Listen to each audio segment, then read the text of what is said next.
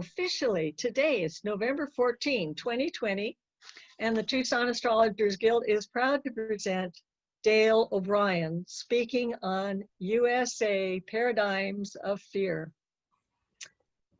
Dale O'Brien is a longtime friend of the Tucson Astrologers Guild. He's a professional astrologer and certified astrocartography interpreter who's been in full-time practice since 1991.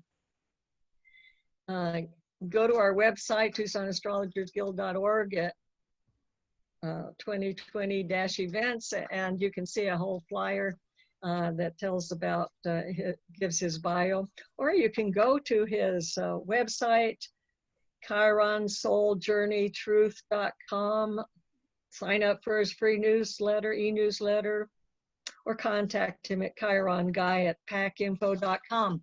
I'm sure you'll be able to see that info in one of his slides, but we're so excited to hear from Dale. He hasn't given a presentation for the Guild for quite a few years, and he always brings something to the table that leaves me thinking about it for years afterwards. I can still remember that presentation he did for our special little event that we put on in 2006. I've thought about it ever since. So I'm really looking forward to hearing what Dale O'Brien has to say today. So everybody put your hands together in a virtual clap and welcome Dale O'Brien to our Zoom. Okay, so should I click on me? Is that how this works? Share screen.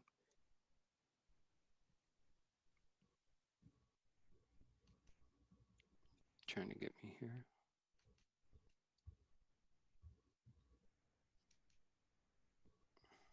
If everybody could stop their video too, that would be nice, and then we wouldn't see people jumping around or they're muted and okay.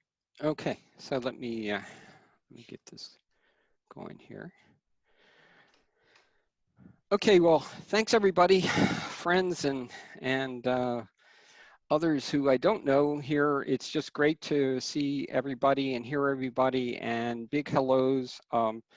As a lot of you know, I'm just totally inept at all things technological. So this is going to be probably rough around the edges, not because of Tom or Tucson, but because of Dale. But what I'll be sharing with you today will be a series of PowerPoints, and also I'm going to be sharing some charts, which are not in the PowerPoints, and also I'm going to be referring to some things, and there's a lot of information here, but everybody's going to get access to everything that's here, so you don't have to take a lot of copious notes. I think what I wanted to start with here is my background in astrology is different from most people. I came to astrology during a time where there wasn't a lot of astrology books available, and the ones that were there, most of them I wasn't impressed by, but I thought, okay, so the ancients talked about the elements, so I basically went to the elements to learn the astrology, and I also noticed that the gods and goddesses were named after Greco-Roman deities. So I've got a significant background in coming to astrology through nature, seasons, and myth, but also a lot about bringing things back to earth and into the body. So for instance, the right eye in astrology is the sun. The left eye is the moon. So what this means is every time you're looking at someone, your loved one, mother, child, you know, two adversaries in the ring, we're always, our right eye is going to be received, the sun is going to be received by the moon, and vice versa. So I really, you know, want to take things more into an embodied direction with the astrology that I'm going to be sharing here too, and that's particularly when we get into the nodes and the mythology of the nodes and really bringing it alive.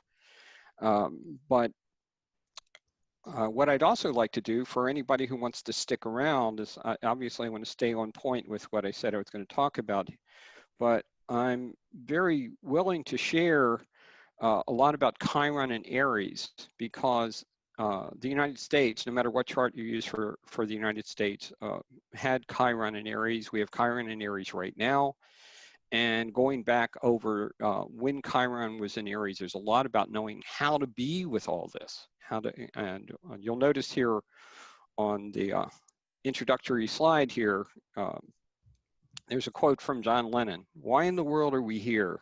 Surely not to live in pain and fear." And then he continues, "And we all shine on like the moon and the stars and the sun." So all of my astrologer friends out there in cyberspace and across the street will please just remember to be yourselves and let your lights shine, your sun, your moon, because there's a significant tragedy that would happen if we all just get caught up into the collective hysteria, which is happens every time there's a paradigm of fear. Now, I'm coming things from a historical background, and I've got, if anybody's interested, I've got probably about 2 pages of bibliography of historical sources, but the main source to turn to here is this one that you see on your screen here. The historian Gerald Horne, he's written, I don't know, probably 35 books. It seems like he knocks one out about every month. He's amazing. And his book is The Counter-Revolution of 1776. And when we study history, or you see history on TV, you have to remember that this is the sanitized version of what people want to hear. When books get into particularly the public school, it's a very political process. So you get a selective and slanted view of things. Gerald Horne grew up in East St. Louis. He comes from another America. And everything in this book is, this is solid history. He's a professor emeritus. He's taught, around the world. And so a lot of what I'm going to share with you here in history is basically coming from this perspective, in that the revolution wasn't about freedom and equality and justice and all that sort of thing. What it was about is that in England in 1772, there had been a legal decision that was clearly the beginning of the end of slavery in Great Britain. And the slaveholders here in the colonies, the 13 colonies, knew that, oh my gosh, if they outlaw the beginning, it was the beginning, it wasn't the actual outlaw, but it was the beginning step of the outlawing of slavery in the British Empire. Well, then, it's like, oh my gosh, they're going to take away slavery from us and our way of life. And, of course, people immediately think about slavery in the South because that's where the slaves were. But in the North, trade was the big story. And a lot of what was being traded was what the slaves were growing, either here or in the Caribbean, sugar, for instance, and also in other words, there's a slave-based economy that the United States is based on. Before we go further into the details here today, I wanted to start with some preliminary quotes, and there's going to be a lot of quotes here in these PowerPoint slides, and and I don't know whether whether I'm blocking the quotes, so I'll read them for you. It's better to fail in originality than to succeed in imitation, said Herman Melville. So I don't know whether I'll fail or succeed here, but give it a try. And in terms of looking back on Americans' history, Mark Twain said, "Do not tremble, summon your fortitude. I am about to reveal the past." Mark Twain also said, "I've never let my schooling interfere with my education." And, there are wonderful other history books out there, like Lies My Teacher Told Me, etc. And then also the whole idea of presenting information, it's really about starting with the facts. I mean, we should assume it's like, well, of course. It's like, but that's not where most people start, unfortunately, particularly when we're dealing with, the astrology of the United States. How empty is a theory in the presence of fact? First, you get the facts, and then you can distort them any way you please. That's what I'm going to try and do here is I'm going to give you the facts first, and then I'll give you what you may see as my distortions.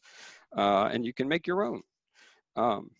And then a quote from H.L. Mencken, the most dangerous man to any government is the man who's able to think things out for himself. Almost inevitably, he comes to the conclusion that the government he lives under is dishonest, insane, and intolerable. And for anybody who knows me, this is always basically Dale's story, particularly, on Zoom, is truth uncompromisingly told will always have its jagged edges. So be careful of the jagged edges. I'll try not to hurt anybody.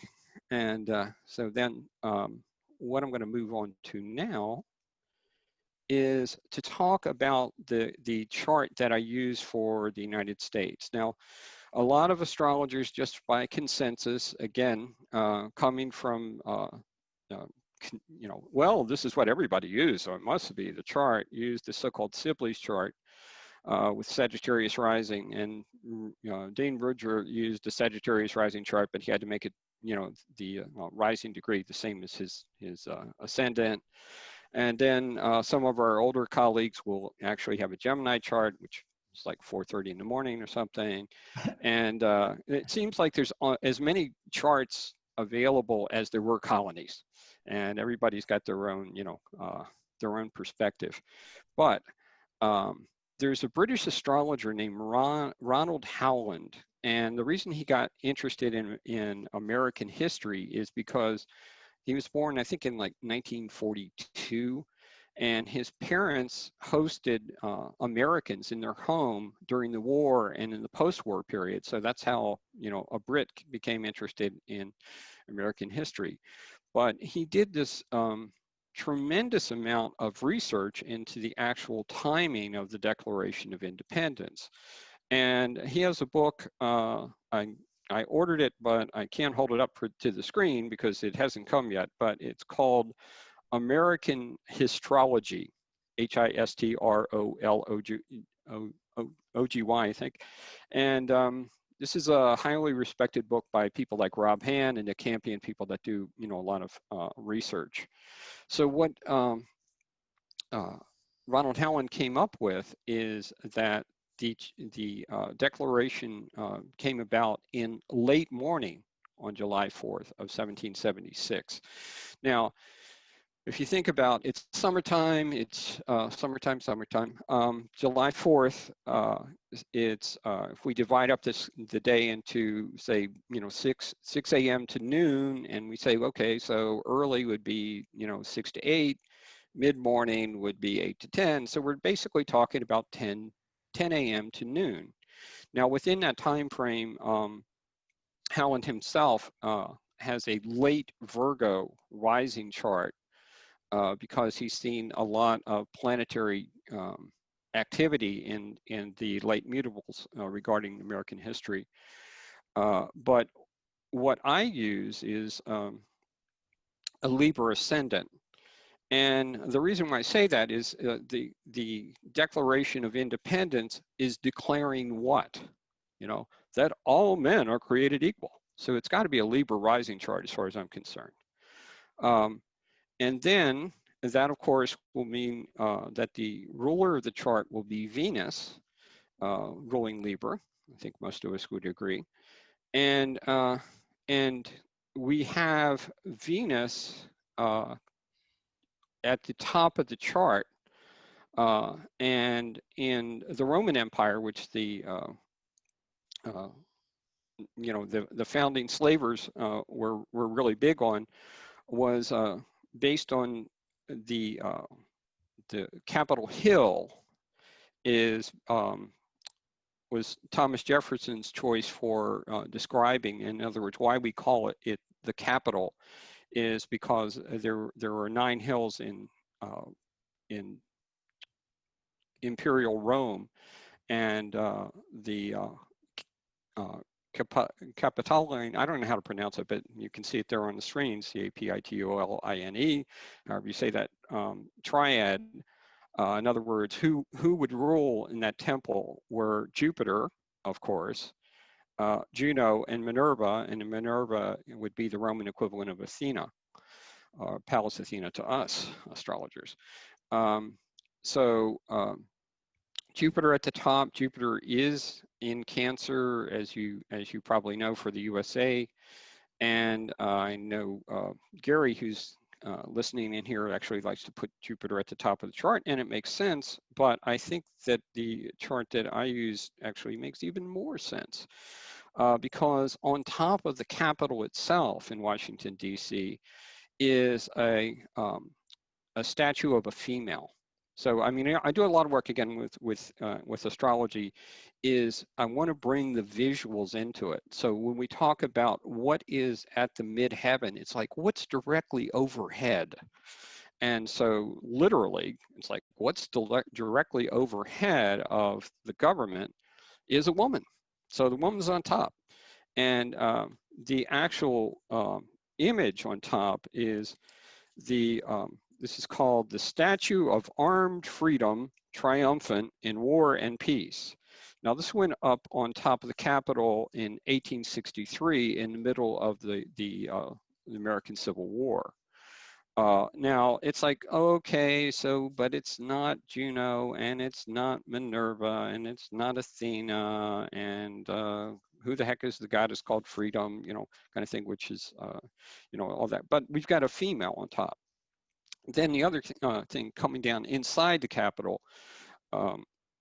created also while the Civil War was going on, was, again, I don't know how to pronounce this, but the apotheosis of George Washington. And so there's this tremendous picture of George Washington, and all of his party girls are there, all around the top of the Capitol. Italian artist was brought in to render this, and you may have seen pictures of this, and you can Google it. But huge amount of circle of women, and the way the artist rendered these is for the 13 colonies, there was a goddess or female for each one of them, but he had the backs of the women turned away for those states that had seceded. The District of Columbia, which is what Washington, D.C. stands for, where I was born, grew up mostly around the D.C. area, just across in Maryland, and worked in D.C. and just, you know, basically one of my homes is named after this was a truly an American goddess. It was Christopher Columbus, the feminized version, and this actually came out of, at one point there was a parody book, but sometimes what happens is you know, they created the pseudonym in the parody or fictionalized version, but then it got transferred over into, oh, you know, that's a cool name for the American goddess. So we've got this strong goddess emphasis here. Then in terms of the exact Sabian symbol degree, if you use 2+ of Libra rising, which is what I use for this chart, it says the dawn of a new day, excuse me, the dawn of a new day shows everything changed. Well, isn't that what the Declaration of Independence is? It's like, hey, King George, whole new reality here. So I think that fits. And when you do that, generate that chart, you'll see that we get 2 degrees of Cancer at the top of the chart, and that the U.S.A.'s Venus is on that 2 degrees of Cancer. Now, another thing that I wanted to say about this is in the colonial era, in the area of the so-called founding fathers, everything was about honor. and having strong virtuous character. And this was carried over from the Roman Empire. In the Roman Empire, the leaders, if they were truly honorable men and they had strong virtuous character, of course, this is how the ancient Romans would describe what those things are, then there would be good fortune for the nation. But the opposite would be the opposite. So in other words, if you get people in government, the Romans believed, who were not of good character, well, then the country's in trouble, which I think explains a lot from the very beginning. Then the other thing that I do with astrocartography and locational astrology is this chart was based on Philadelphia, because that's where they declared their independence. But of course, the capital was relocated to Washington, D.C. In 1800, and we're working on it, building it for about 10 years. And when you relocate the chart, then we get the solstice points, 0 plus on the 4 angles of the chart. And then another thing that we have here is I'm going to put Chief Justice, Supreme Court Chief Justice John Marshall at the wheel. So now we're going to see if I can do this without goofing up very badly. And we will bring up John Marshall at the wheel. And let me make it bigger. Just trying to get, there we go. Okay, so you can see we don't have a time for John Marshall. He was born in the backwoods of Virginia, but we do know that that day, I set the chart for noon. Of course, that's what we do when we don't know what the chart is, most of us.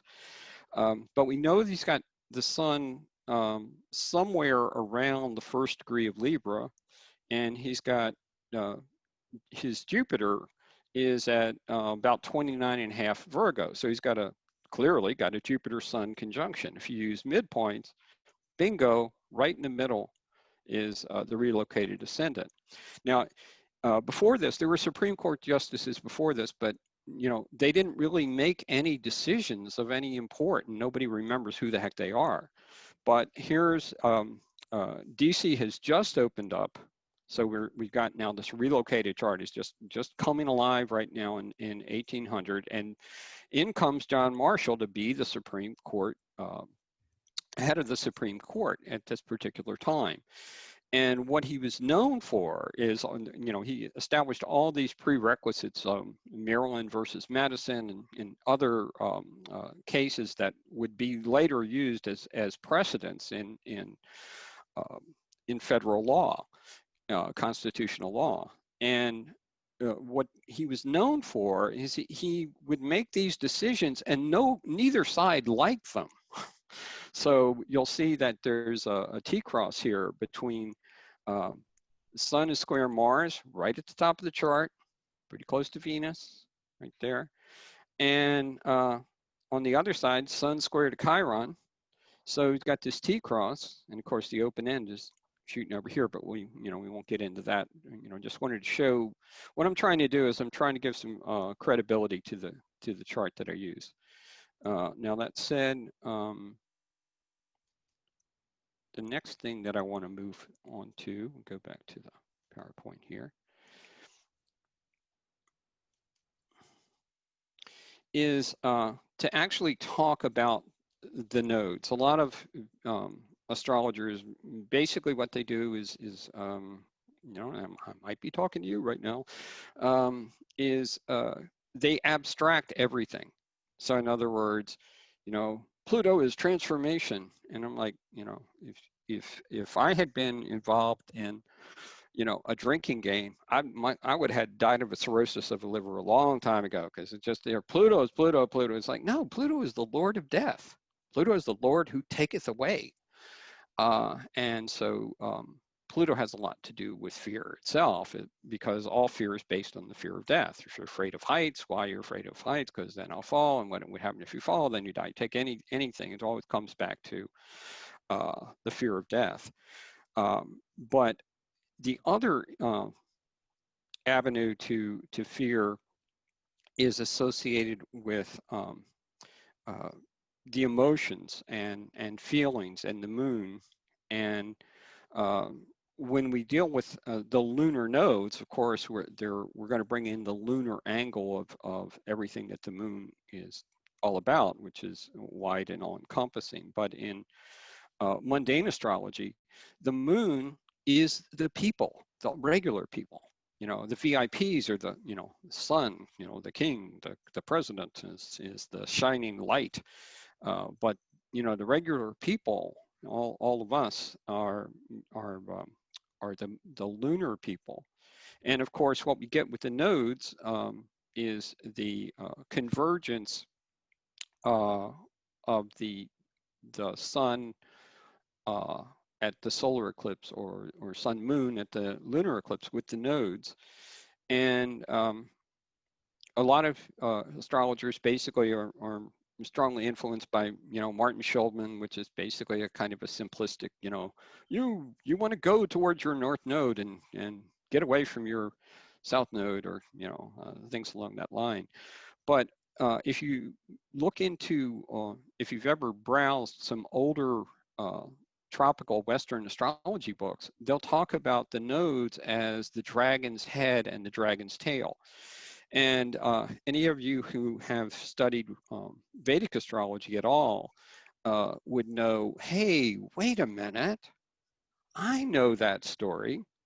The dragon's head and dragon's tail comes from the Hindu mythology, and it's a creation story.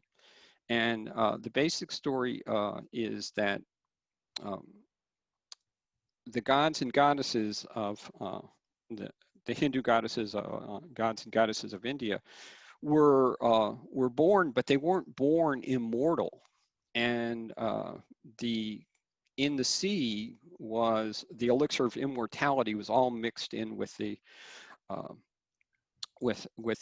ocean water. And of course, I'm giving you, again, you know, ragged edged version of this myth. It's sort of an Americanized version of a um, myth from India, so it has my own little ragged edges on it. But the basic story is this: the dragon's just, you know, grooving along and just enjoying flying through the sky. A dragon is essentially like a snake that flies through the sky, really, and just, you know, having a good old time. And then what Shiva does, takes the sun disk out of the sky.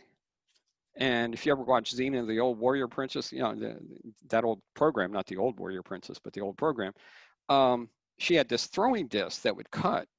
So Shiva takes the solar disk out of the sky and tosses it at the dragon. And so the dragon is cut in two. But doggone it, wouldn't you know, Shiva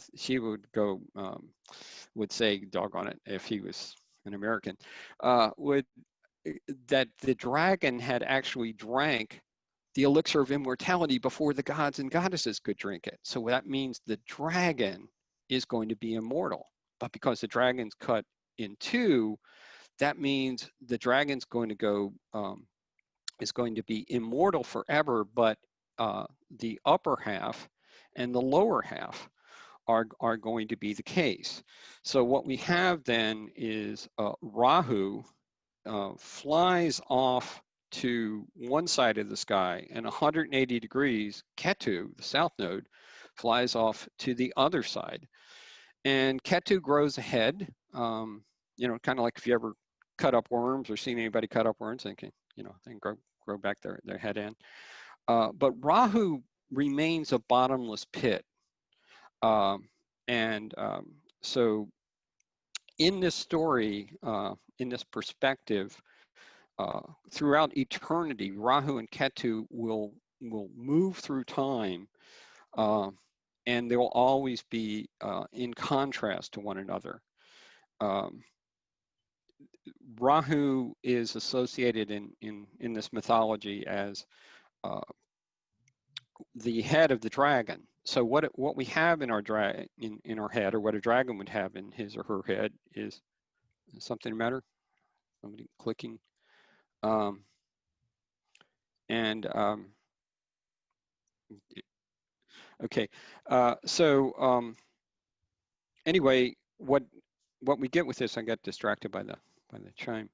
I thought I should get up and answer the door. I don't even have a doorbell like that.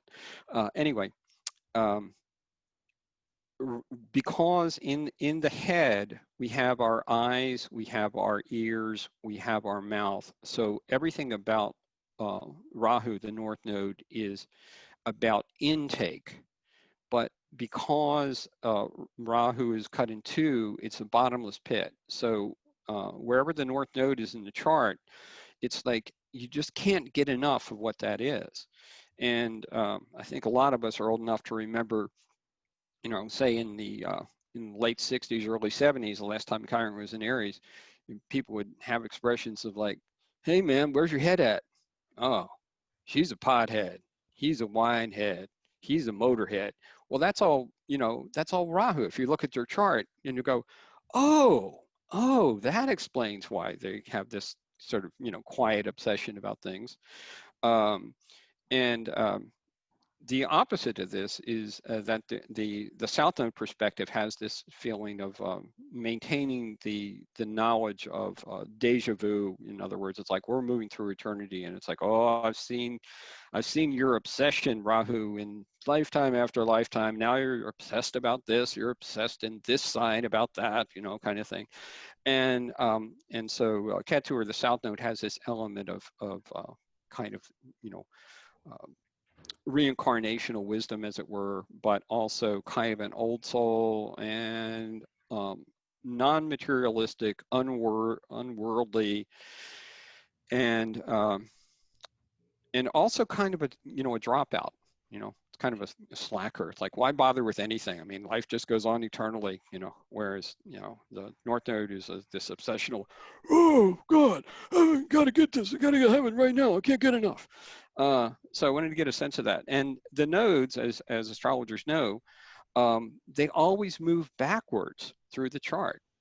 And I find this interesting. If you remember Michael Jackson and the moonwalk, and it's like, what is moonwalking? It's gliding backwards. So there's this whole thing of in our consciousness, our collective and individual consciousness, where the myths are talking to us all the time. And so I want to give this background in terms of, before I get into these paradigms of fear, why are they associated with the nodal context here? When, because then what I'm going to be going through here quickly for most of the eras, but spending a little bit more time on some of the more significant ones, is when the North Node would be at 2+ Cancer, and when the South Node would be at 2+ Capricorn, because you always get the pair. Also, while we're on talking about the nodes, I wanted to talk about the difference between the true node and the mean node. Well, of course, a lot of astrologers go, well, I don't want a false node, so I'm definitely going to use the true node.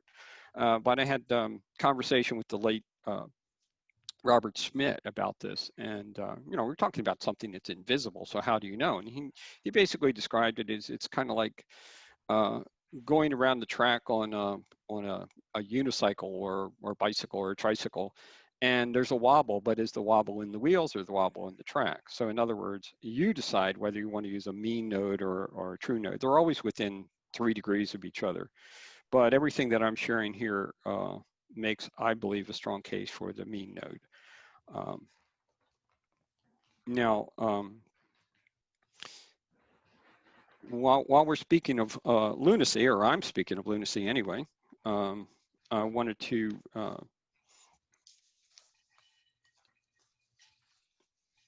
I'm just digging for my notes for the quote here.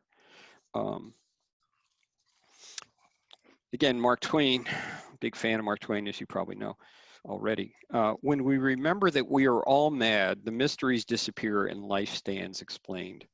So in some ways, it's, to go back to what I was saying about where's your head at, and it's like, so you got an obsession about something, you collect Cabbage Patch Dolls or whatever the obsession is.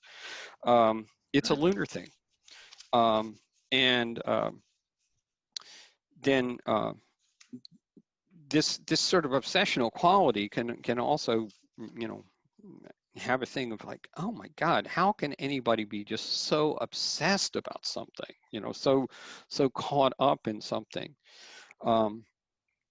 And Herman Melville said, there's no folly of the beast on earth which is infinitely outdone by the madness of men. So in a way, it's sort of like, you know, we're all in our own ways kind of mad or insane, and some of us more than others. But there's also a collective insanity when we talk about a nation or a country. And you know, in some ways, you know, we can have this for, you know, for movements that are wider than the country. So we can talk about things like Beatlemania or whatever, you know, in that regard.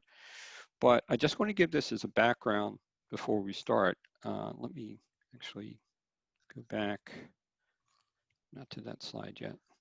Go to this one. So we had the mean nodes at 2+ Cancer Capricorn in April of 2020. And so a couple of quotes I think that are relevant here is Aldous Huxley, who wrote Brave New World, and talked about the whole idea of the way you control a population is to keep them drugged. And he died on the same day that JFK was assassinated, just for a bit of trivia. But he said, even then, in 1963 or earlier, he said, medical science has made such tremendous progress that there's hardly a healthy human left. And the reason why I'm throwing that in here now is because one thing that's going on here is that all things chironic are under threat right now. What happened on February 14th of 2020 is Chiron entered its dark moon phase, the dark phase, before its the Chiron return in early Taurus. And so essentially the way I see this is that Chiron is all about soul. The late depths psychologist, therapist, writer James Hillman said that when spirit incarnates into matter, there be soul. And when we look at Chiron, we've got, you know, Chiron was immortal on his father, Saturn Kronos' side, and mortal on his mother's side, even though she was long-lived as a nymph. They lived longer than human women. We get this sense of the issue of incarnating into matter. Chiron lived in nature. He was an herbalist and all this thing. So everything, I believe, is seriously under threat. The soul of the earth, Anima Mundi, is a great book by Meredith Sabini. She got together all these quotes from Carl Jung, and the book is called The Earth Has a Soul. And others have talked about, you know, Anima Mundi, the soul of the earth. And I think the soul of the earth is seriously in trouble. I don't know whether we're going to make it or not, if you're, you know, aware of what's going on environmentally. And so, you know, everything is shifted away from the environmental consciousness. I mean, as recently as October, we had Greta Thunberg basically trying to get all the adults in the world to get their act together and possibly let you know, her generation live. She's been overruled now by Mr. Fauci and company. Under serious threat. So this whole idea of that medical science and progress is actually you know, a threat to human life, I thought was interesting perspective. The other thing about, you know, when these paradigms come, it's like, how could anybody predict these things? You know, what got me motivated on this is when everything changed earlier this year in 2020, I thought, what does this feel like? And I thought, it feels exactly to me like how the world completely changed on 9/11, which was the last time that the nodes were at 2+ Cancer Capricorn. So, but I would have never expected this. You know, like what form is it going to take? So the quote there from Mark Twain again: "A thing long expected takes the form of the unexpected when at last it comes." Okay, now that said, we are going to move back, and let me see. Okay, did that one. That one. No, I've forgotten the order of these. I'm sorry. Yeah, I want to say a little bit about the whole idea of dealing with fear. Again, Mark Twain, as you can tell, it's like, what would I do without Mark Twain? Think I could have made it through the world this long. But the fear of death follows from the fear of life. A man who lives fully is ready to die at any time, or words to that effect. And he also said that, you know, courage is the resistance to fear, the mastery of fear, not the absence of fear. And what this reminds me of is the story of Sergeant York in World War I. Sergeant York was a conscientious objector. He didn't want to go to war at all. But once he got there, he became a war hero. And he got interviewed after, you know, after becoming a war hero. And they said, "Weren't you afraid?" And he said, "I was afraid the whole time." So when we talk about how to move through the paradigm of fear, I almost said the paranoia of fear, but I guess that's part of it too, is that it really is, the fear is going to be in us. It's going to be in other people. It's going to be all around us, but it's mainly like, how do we move through it? And again, you know, the wonderful quote from John Lennon, you know, we're not meant to be here in fear. The indigenous people who, you know, again, Chiron is connected to, you know, shamanic and indigenous cultures. These cultures say we're meant to be here to live in ecstasy, not agony, you know, and certainly, you know, not in a constant state of fear. I mean, a little bit of fear is a good thing. It's like, whoa, I think I'm going to turn around and go the other way because there's a big animal up there that might want me for lunch, you know. But a long-term, prolonged, extended period of fear, not good for the soul at all. Another perspective on fear from Herman Melville: ignorance is the parent of fear. In other words, do we really know what's going on? Do we really know? Does anybody out there know what an exome is?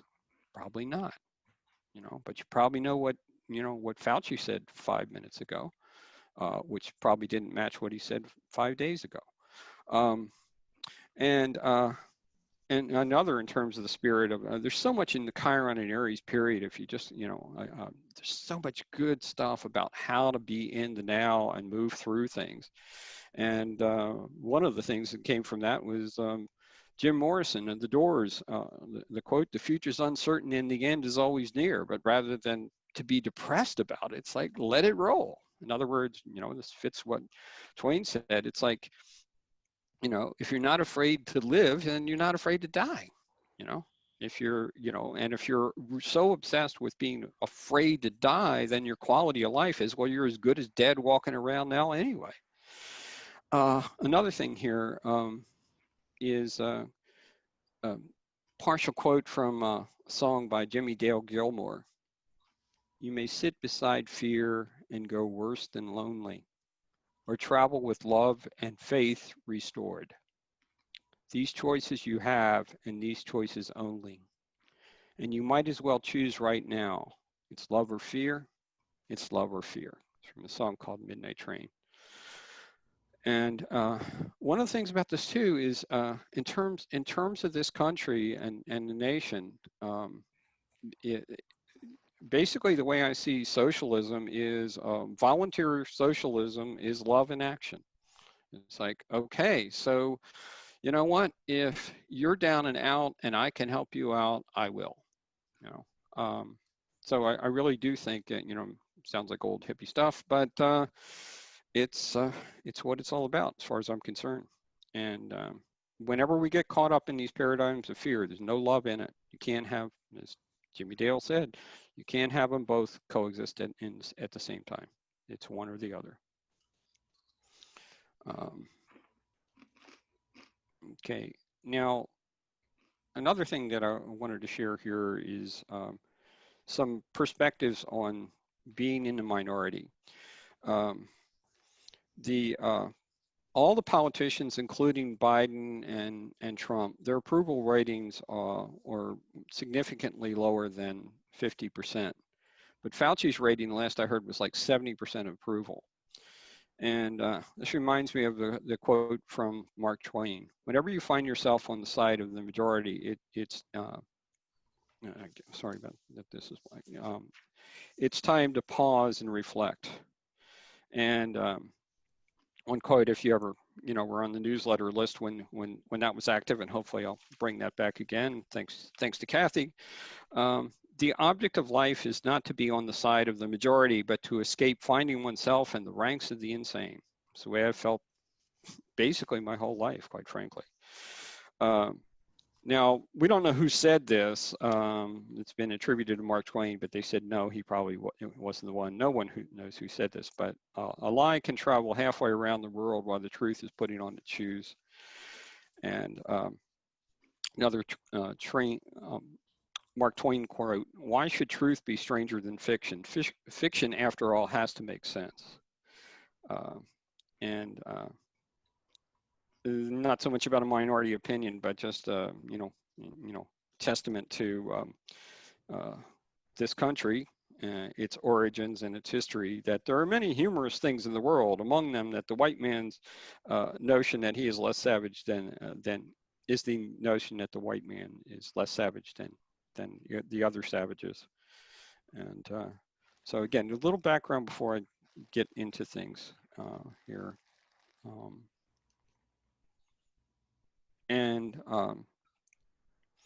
This is going to be particularly relevant when we get into the 1920s and that paradigm era.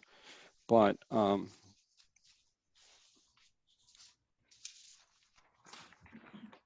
just trying to get the quote page.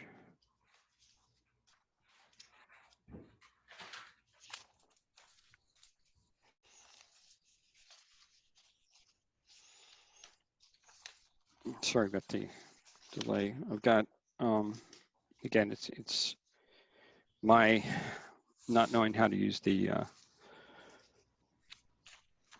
Zoom screen properly. My apologies. So I'm trying to get the long quote from Edward Bernays, and here it is. The conscious, intelligent manipulation of the organized opinions and habits of the masses is an important element in his quotes, democratic society.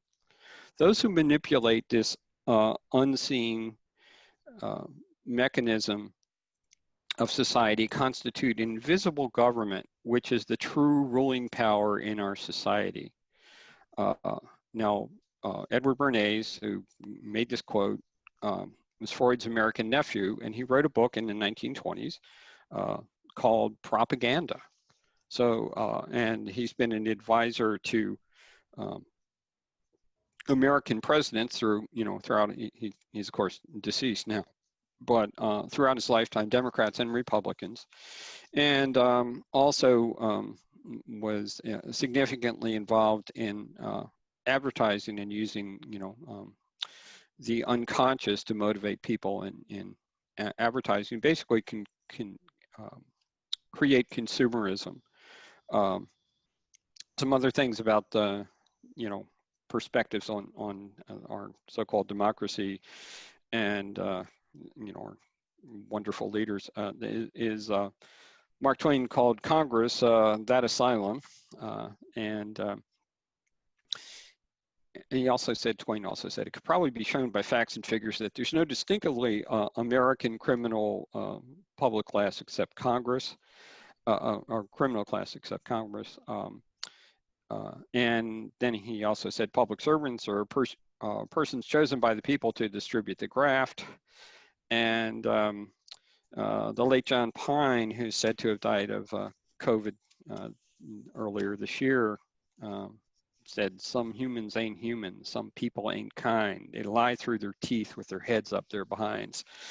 And so I think you're, getting a little bit of sense of what I've discovered through my years of following history, and we're still in it, people. Now, I believe that Ariel Gutman has joined us, and we're honored to have her amongst us and have her great work. But when I'm talking about myths, whether we're talking about the myths of Rahu, Ketu, or the goddesses in our charts, or the stories of the gods, or Chiron, it's interesting to just think about, well, why use myths? Why study myths?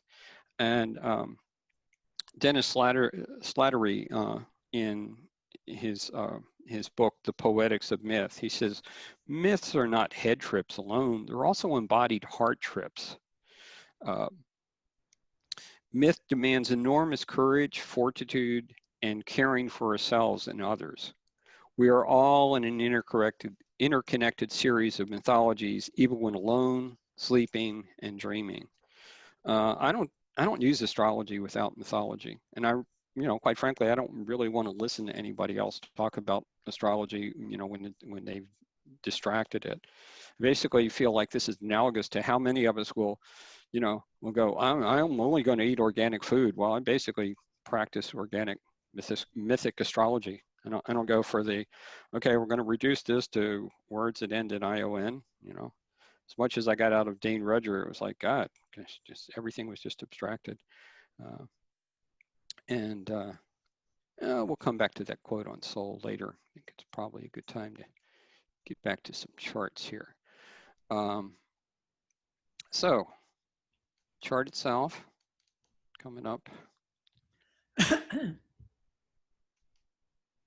Okay, so as I said, you can see a 2+ degrees here, 2+ degrees here at the midheaven. In fact, 2+ degrees all the way around. This is using porphyry houses, but I think you'll find things very similar. Oh, and also while I'm talking about mentioning porphyry houses, this reminds me of another reason to start. I think a good reason for any astrologer to start looking at the nodes more in terms of the story of Rahu and Ketu. And I don't have his chart on the screen here because I want to, kind of stay on point.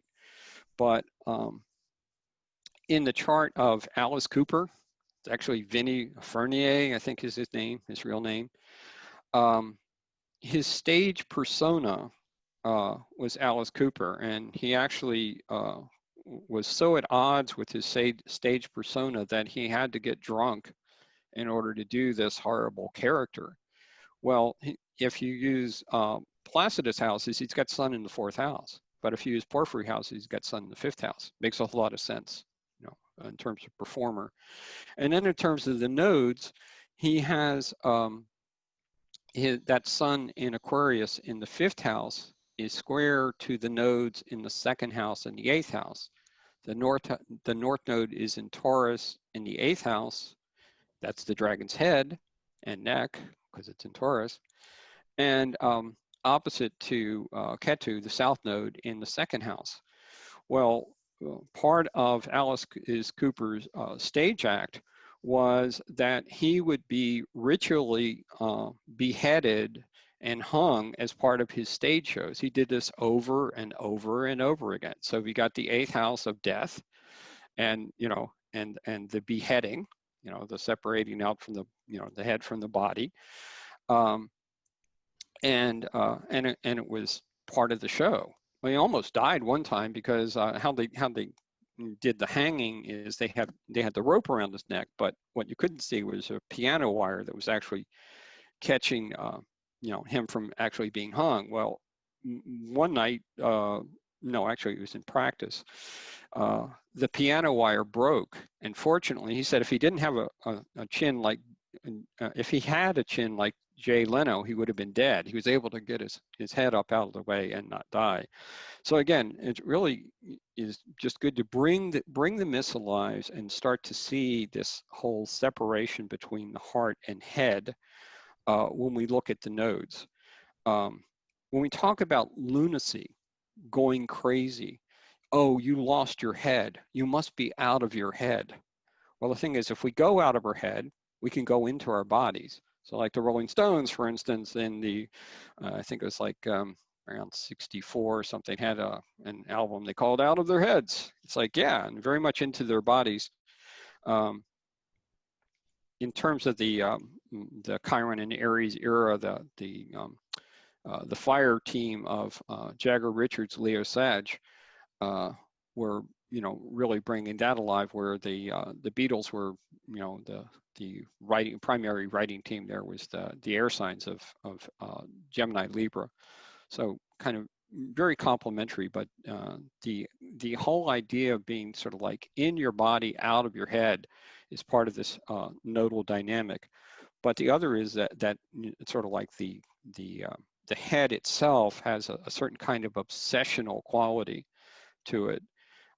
Also in early American literature, there's one of the famous stories is the story of the headless horseman. So this whole idea of the nodal archetype really carrying through here. Now in the U.S.A. chart, the set for this time 1118. And by the way, the range I think goes from about 1118 to 1121 in 0 seconds, something like that. So anywhere in that area that you want to place it, if you want to use this chart. Not going to change anything that I could see. But the nodes here are the North Node is in the 11th house, as you can see here in Leo, and the South Node, of course, in the opposite sign of Aquarius here in this house. Now, one thing about, in a mundane sense, I see the 11th house as the house of one's allies. And, so potential like rural ally. So what happened in the Revolutionary War is France came on board on the side of the colonist to go against Great Britain. But then after the war was over, as we know through history, is a lot of times the British royalty, even though it's primarily symbolic as far as we know, in terms of the United Kingdom, then has been, how many times have they been our allies? It'll be like, well, we'll invade Iraq with the help of Great Britain. So we get that dynamic. But the other thing down here in terms of the opposite house is that South Node or Ketu in the 5th house. So we have this sense of more an obsession about, the alignment with the allies, and a royal ally potentially. And this whole 5th house, I think, is the whole idea of the way that we are, as ordinary citizens, non-members of the government, that we basically are, can get caught up in terms of seeing ourselves as children. Oh, the founding fathers. Oh, the great white father in Washington. And it basically kind of creates this sense of, that the government will take care of us. This paternal figure. We've yet, obviously, have yet to have a female in charge, but whoever's in charge, whoever's the 10th house parent up here, is basically like, well, we'll look up to them because there's the great benefic of Jupiter exalted in Cancer, and Venus, the lesser malefic, right there with her, and the good old sun, and and he's so smart because Mercury is there, but we're just the kids down here. And so we get this strong emphasis on here. And Athena, wearing her armor, is that the children need to be protected. So we get this. There's a lot going on in this chart. Obviously you can just roll with it and follow just the natal aspects and various transits through. But one significant theme that we have is the Mercury-Pluto opposition. I just found this out, and I don't know whether other people had known this, but our leader, George Washington, was a master spy. That the CIA and others have basically were using a lot of his techniques for a long time after his passing, writing in invisible ink and using code and all that. So there's a lot of secrecy in communications, and it's sort of like, what does the government know that they don't tell us? And let me just jump to another chart here along that theme. We'll go back to today.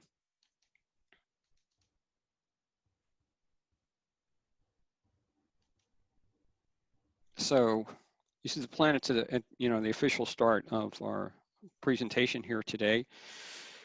And what we can see here is that we have what I like to call the Gang of Four: Pluto, Jupiter, Pallas Athena, and Saturn are all in this fourth house. Saturn is conjunct the U.S.A. Pluto, very tight, soon to be exact. It's right now it's 27 degrees 4 minutes. Natal Pluto 27:33, and we can see also that the oppositions that are all taking place to Mercury here. The opposition of Saturn has passed. Pallas Athena is about to make the opposition. Jupiter right after that, very soon. And Pluto, as you know from your recent presentation here, is that the Pluto return is on its way. When Pluto returns, by the way, we're going to get a Neptune opposition at the same time. So I've talked about these, and I'll probably, in other places, but we're always, of course, when we're looking at anything in the chart, there's a lot going on at the same time. In terms of the Gang of Four in the fourth house here, Pluto entered this fourth house at December of 2009. Saturn entered here January of 2018. Jupiter came in December 12th of 2019. Pallas Athena joined the party at January 24th of 2020. And then I'm going to bring in some other things. But before I do, I wanted to point out from a mythological point of view, who are these guys? As they said in Butch Cassidy and the Sundance Kid, it's a great Chiron and Aries movie. I mean, one of the things about the whole thing about Chiron and Aries is you're in this moment of the now. I'm in this moment of the now until I'm not. And so, one of the great scenes in that movie, what you may remember, was that they're at the edge of the cliff and they're being outnumbered and pursued, by I believe it was the Mexican police or posse, and the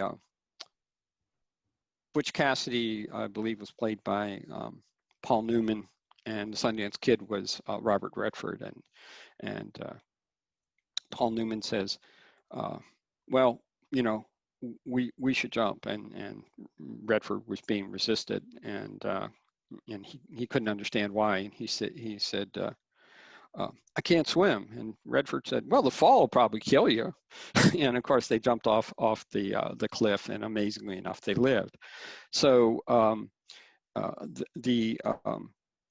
this who are these guys? This is a powerful coming together here when we talk about from a mythological point of view. We have Saturn, Kronos, who is, is the VIP, the man in charge, the sky god. And then Jupiter, who, when he would get a chance, would overthrow, and he would be, the sky daddy. And then we have Pallas Athena, and she's the woman, in the man's world, the head of the government, the head of the army, the head of the defense. This is why they named Athens after Athena, because she's the woman in charge. And then we have Pluto, the Lord of death. So I see Jupiter as the Lord who giveth, Pluto is the Lord who taketh away. And you bring all these together, and it's like, okay, so there's Pallas Athena. Well, that's Nancy Pelosi, as far as I'm concerned. Years ago, in I think it was the 1980s, there was an astrologer who wrote under a pseudonym.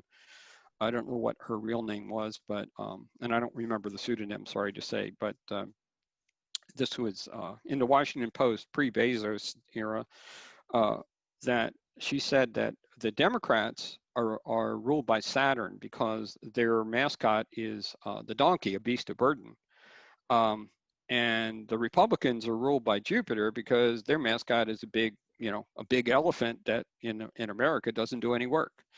And I've been tracking this for years, and it really does make a difference. You see Saturn go retrograde. Well, the Democrats are not looking too good, but then goes direct, and Saturn, Jupiter, the opposite story. Jupiter retrograde. Republicans not looking so good until it turns around.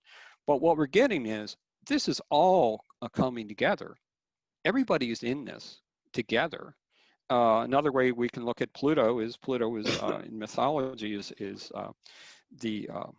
name means riches, and everything that was buried, all the buried wealth, all the buried treasure, everything that is of value in Earth, that's Pluto stuff. So we got all the big people coming together, and we already saw what happened with this. And go, oh, we have this crisis, and we have to really, because of COVID, we have to, create all this money and give it to all these people and all these corporations that are already wealthy. Decision was 96-0, Democrats, Republicans, no abstentions. Someone said that if it wasn't electronic money, that the amount of money that they created would have been, and I don't know whether this is true or not. I wouldn't have any way of knowing. But someone said if these were $1,000 bills, they made a pile of money that would be 320 miles high. Well, what's up with that? Well, if you know your mythology, Zeus or Jupiter, he can make a shower of gold just by thinking of it. So we're basically dealing with this whole thing. So in some ways, it's like this is looking suspicious, okay, to me. And when we get into the other paradigms, I think you might think, yeah, maybe so. Now that said, I'm going to bring up the actual. Now we're actually getting into the actual paradigms of fear. And again, you'll have handouts for all these things, the slide presentations and this particular handout. But what we have in terms of the transiting nodes, and when the North Node was at 2+ Cancer, opposite the South Node at 2+ Capricorn, and remember the nodes move backwards. So as soon as this happens, the nodes are going to move into, respectively, the North Node is going to move into the 9th house, and the South Node, Ketu, is going to move into the 3rd house. But this is when they're exact. Now, the very first time that this happened in terms of the exactitude, and I broke this down in different ways. I'll just cursor down here and show you that what I did was, for simplicity's sake, I have an arbitrary date up top, but I also have the specific dates and some things that were happening, and then even below that, I have the whole range of what days were in that particular year were they on 2+ degrees Cancer Capricorn. So all that's there, and again, you don't have to take copious notes if you don't want to, because it's all coming your way when we're done here. But to go back up and bring these up here, the first one occurred at Valley Forge, and it occurred in the spring of Valley Forge. Now, again, in terms of TV and what you may have fallen asleep to in high school, was, oh yeah, it was so cold at Valley Forge. It was the coldest winter. No, it wasn't. It wasn't the coldest winter, and that wasn't the real big problem. What had happened is George Washington was losing left and right. How things worked prior to the Declaration of Independence is the colonists were on a roll. They had, well, actually, we'll go back even before the colonial leaders, and we'll go back to the real people who started this whole thing.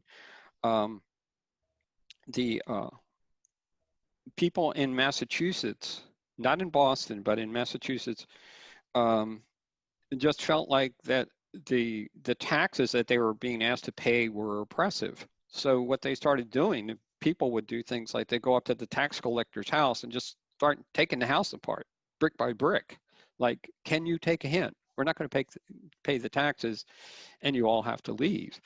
Or if there was a resistance and they didn't leave, there's a hideous practice that was called to be tarred and feathered, and they'd have the guy strip down naked, and then they'd pour hot tar on his body and then throw feathers on it and laugh, yuck, yuck, yuck. It's so funny. And so essentially what happened is all the tax collectors, went back to Boston, and they're like, hey, you know what, this isn't working. And so the colonists, when they found out about this in other colonies, it's like, hey, man, we could drive the British out of here. So, and then there's the Battle of Lexington and Concord, and like, we're on the roll, so we can just declare our independence and we'll be done. It's like, but then of course it doesn't work like that. The British bring over like 30,000 troops, which is like, the size of like a couple of the, the two biggest cities in the country, I think at the time. So they're in a heap of trouble. And so George Washington starts losing battle after battle, and winter's coming on. So he takes his troops to Valley Forge, which had already been looted by the British, so there wasn't really much left at that point. And he established his camp, and it was like 15,000 people, 15,000 troops, and then there was like support people who were women, maybe some kids, and I think there's like 300 or 400 of them, and basically established a kind of a rustic city. Essentially, you built these crude log cabins, and had lousy sanitation, they did other things too. I mean, they dug a trench, defensive trenches and all that sort of thing. But the real problem that happened here was, guess what? Illness, infection, because the sanitation was so bad. And one of the things that helped the sanitation is, while they were there,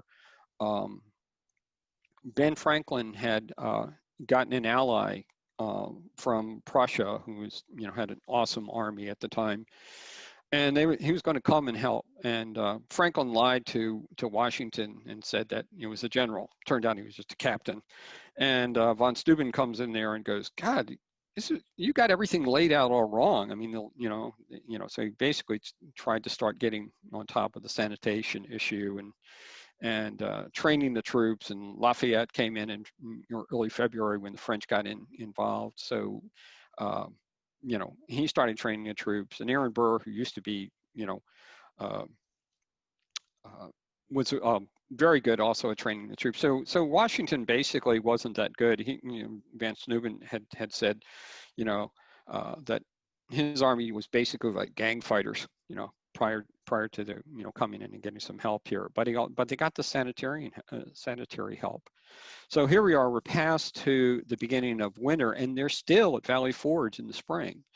And the reason for this is the illnesses were wiping people out. And before this happened too, and you may have heard this part. Out of these like 15,000 troops, about 2,000 of them didn't have any shoes. So you'd be doing things like, trying to make moccasins or wrapping your feet in rags and bloody feet. But you couldn't go home, I mean, it just seems like, okay, we're just going to stay here. You got family, and certainly, better conditions. Because if you deserted, you were going to get shot. So Washington is just having a heck of a time. The Continental Congress does, wants to fire him and replace him with another general.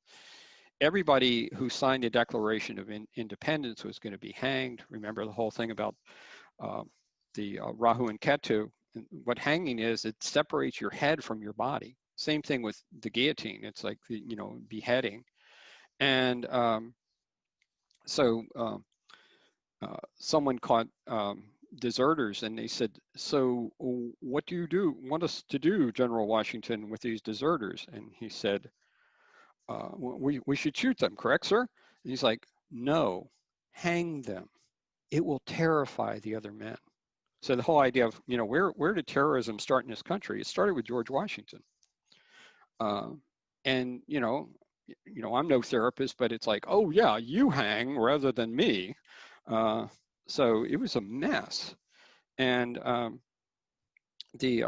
some of the diseases that were there, dysentery, which is bloody diarrhea, influenza, the flu, but deadly under these circumstances. Typhus and typhoid, one of those is caused by, comes from fleas and lice, and the other, again, from poor sanitation. So the initial fear then, in terms of the first paradigm of fear, was for Washington and for the leaders, it was a fear of failure. By the way, what had also happened here is, remember how they signed the Declaration of Independence in Philadelphia? Well, it was like, okay, so we're going to have our, head of our government is going to be in New York. Well, the British took New York. Oh, well, we'll be in Philadelphia. The British took Philadelphia. It's like, so they ended up in various places, just, the government is on the run, the government VIPs. And so, for instance, tomorrow, November 15th, will be the solar return of the Articles of Confederation, November 15th of 1777. My late friend David Salté, we used to have long, wonderful conversations about astrology and history. He called this the chart, the Scorpionic America. I use a slightly different chart, again, because of the Sabian symbols, and I use a 1 p.m. chart. His is like a few minutes earlier. But everything is looking bad. It's looking bad for the rebellion. It's looking bad for George Washington personally. And there's, something like 2,000 people die of disease in this camp. So everything is looking really, really bad. And, there's that famous picture of George Washington taking a knee, praying, and it's like, he wasn't praying for the country. He was praying that he wasn't going to get hanged. That's really what that was all about. But then we move forward, and we come a nodal cycle up to starting in 1796. And what happened exactly, cursor down for this.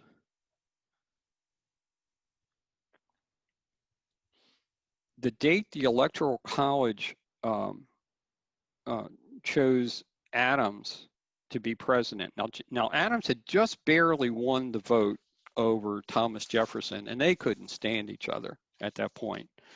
years later they would, reconcile as friends, and they died on July 4th, on the same day, on July 4th, as friends. But at that point, they did not get along at all with each other.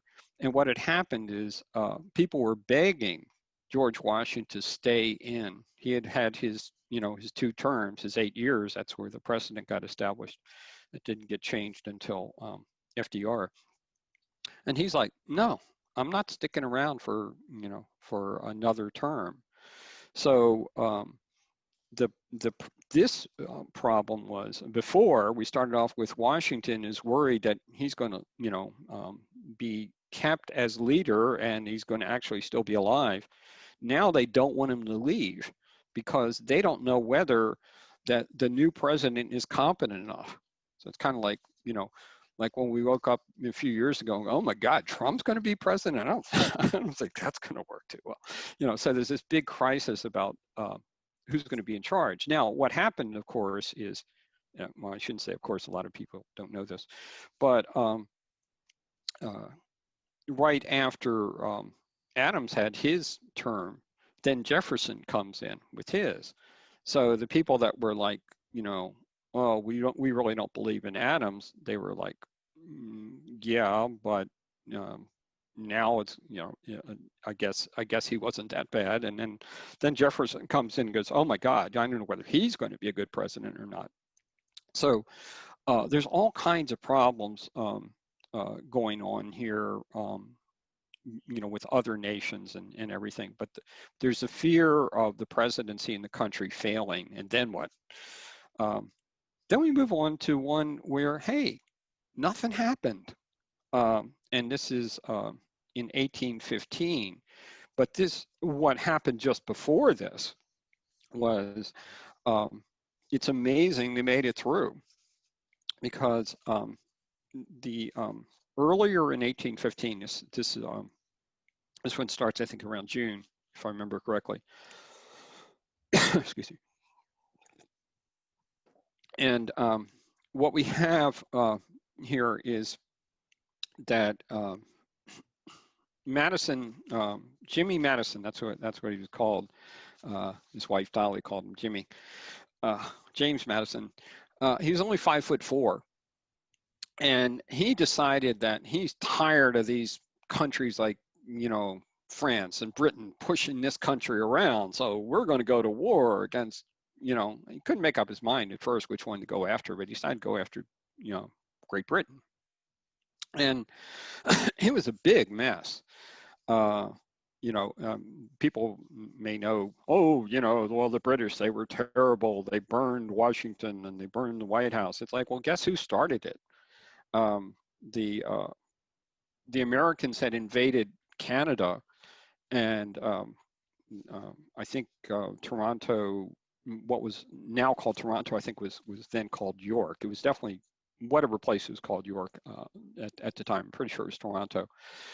And they had burned the public buildings there. The Americans had burned the public buildings in Canada. So the retribution was the burning of Washington. And for any of you who've ever lived in Washington in the summer, it's like the thunderstorms just come down, after the heat of the day, and that's what basically put the fires out was the thunderstorms here, and it was so bad that Dolly Madison had to, have the slaves removed, and they always say in the history books, they call them servants, as if they get paid, to have them remove the portrait of George Washington. I mean, they're totally on the run. And meanwhile, Jimmy's out in Bladensburg trying to, think he's a general and fight the British. So it was a big mess. But all was resolved, not because of victory on the United States, but Britain was like, you know what, we don't need this mess. And other things got resolved then too. There were the first interactions with the Islamic world were going on over in the Mediterranean and vicinities. There were pirates that would just take over the ship. And it's like all those things got remedied, but it was primarily because of the European nations that were involved, not because of any big deal. But what came out of this is suddenly everybody felt good about Madison and the country. It's like, hey, you know what? We're going to make it. We got no big problems. Then they started building canals and all this. So there wasn't any fear at this point for this one. In fact, this was called the era of good feeling. It was particularly under Monroe, who came right after Madison. Then moving on, the next one starts in 1834. Now, Trump's favorite president, Andrew Jackson, and the more you know about Andrew Jackson, the more you know why Trump likes him so much. Excuse me. But Jackson had been in office, and he had a lot of enemies. Just kind of think of like right now, political enemies, people that wanted him out of there. And the Senate had actually censored him, CENSURED. In other words, you're messing up big time. So it started off again with a lack of confidence and a crisis for the leader. We've seen that, seen that theme come up over and over again. And one of the things that was up is the whole idea of the removal of the so-called civilized tribes. Now, what's a civilized tribe? It's like, well, you give up your tribal ways, your shamanic practices, you dress like a white man, you go in for the private property, and you have your own African slaves, and that makes you civilized. Oh, and also the Cherokees had a newspaper. But none of that does any good when you got gold on your property. It's like, we got to get these people out of the way. So Jackson was like, we got to get rid of all these native tribes.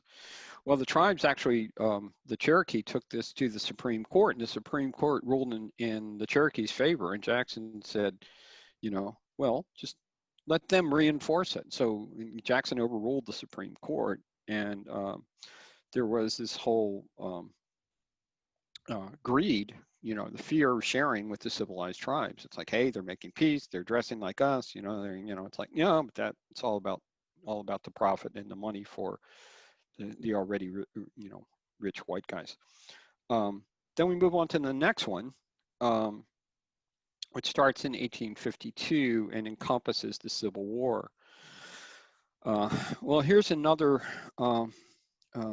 sad, very, very sad, unlike the kind of comic it turned out all right for Alice Cooper's story, very sad Rahu Ketu story here, and that is that Franklin Pierce had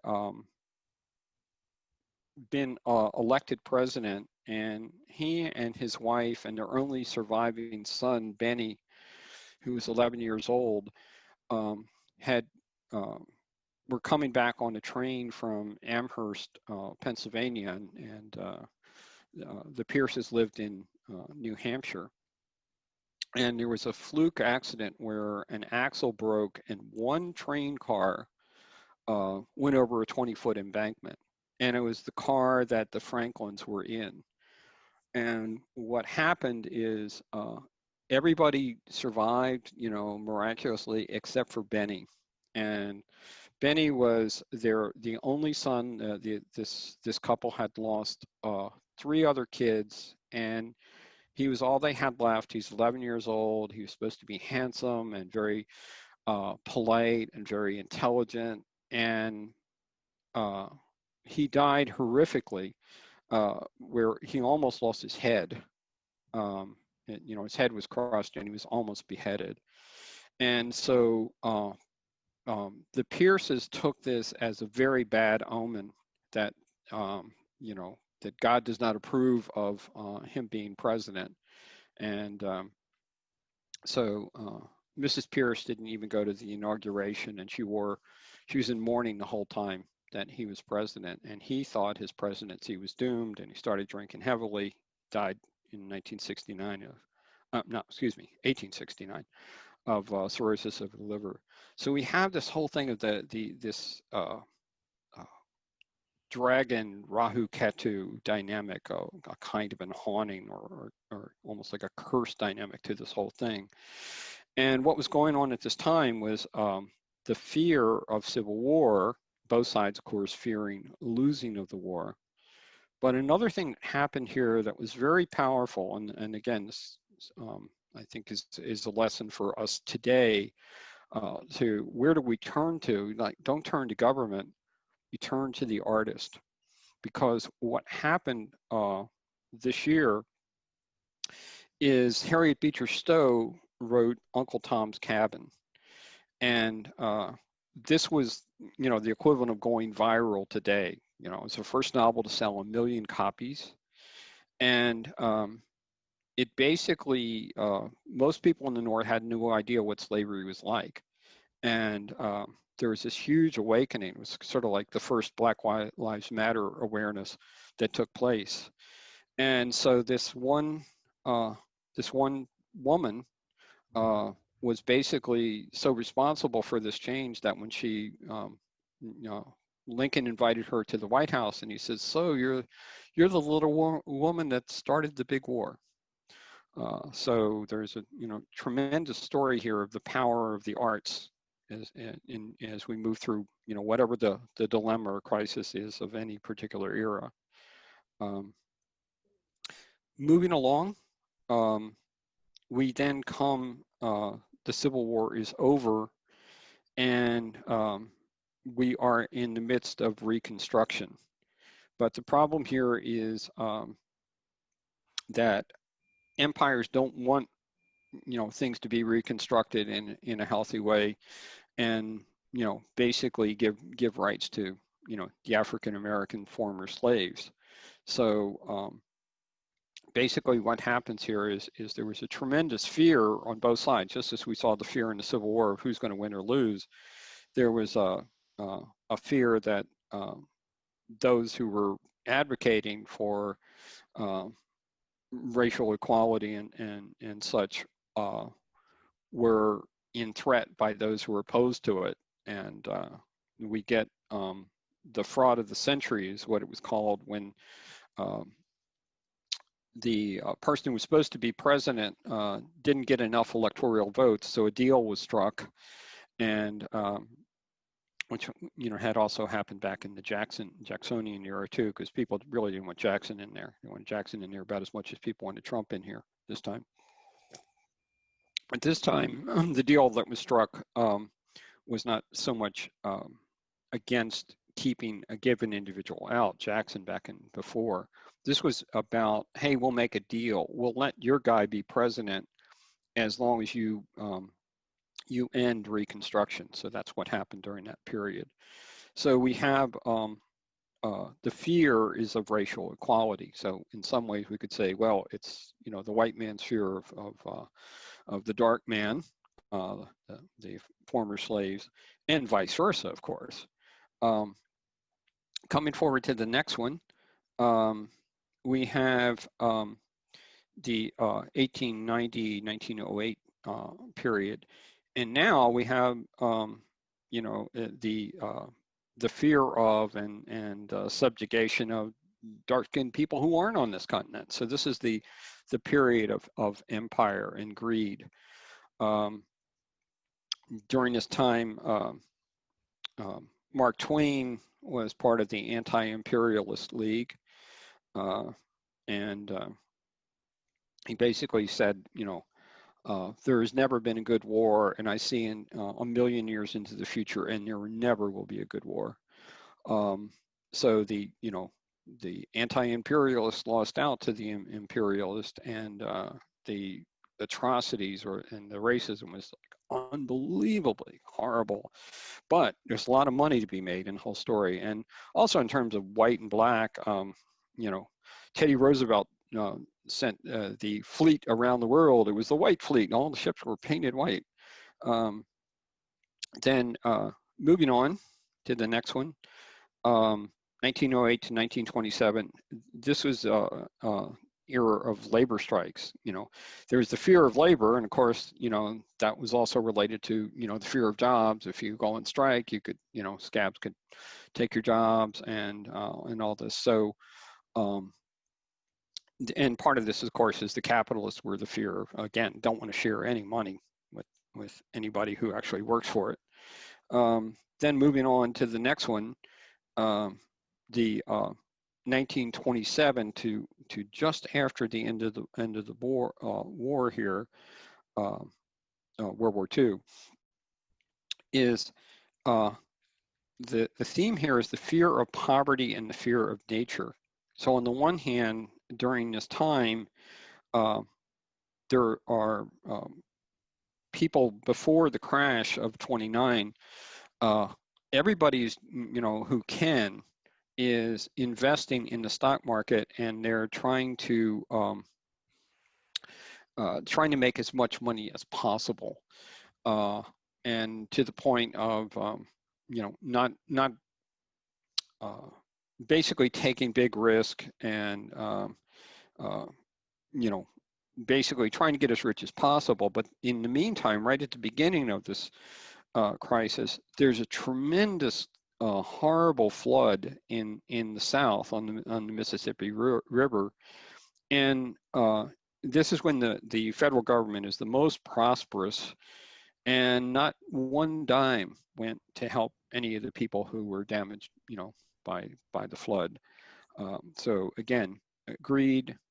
The other side of the coin, of course, is the fear of poverty. And also the fear of nature, the power of what nature can do. What's going on here, and what we have during this time period in terms of the power of nature, we also have the Dust Bowl era, that sort of thing. And in the midst of all this, it's like, well, what about the fear of in World War II? Of course, that was in there too, but it wasn't at the starting point. Wasn't in the beginning point. In other words, it was actually, as you can see, it was closer to the end of the era that the actual idea of being afraid of the country being invaded for the first time since the colonial era was in there, but it wasn't the primary paradigm of fear at that point. Then we come into the post-war period, and again, I'll come to cursor down and give you exact dates this time.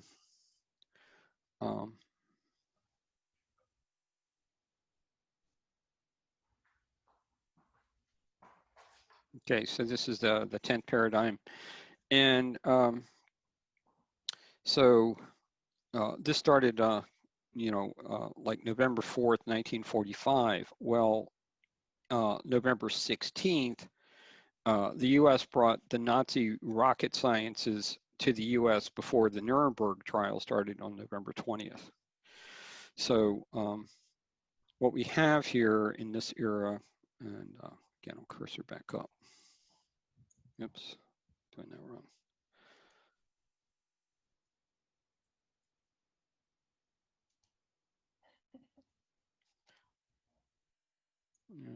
What the heck?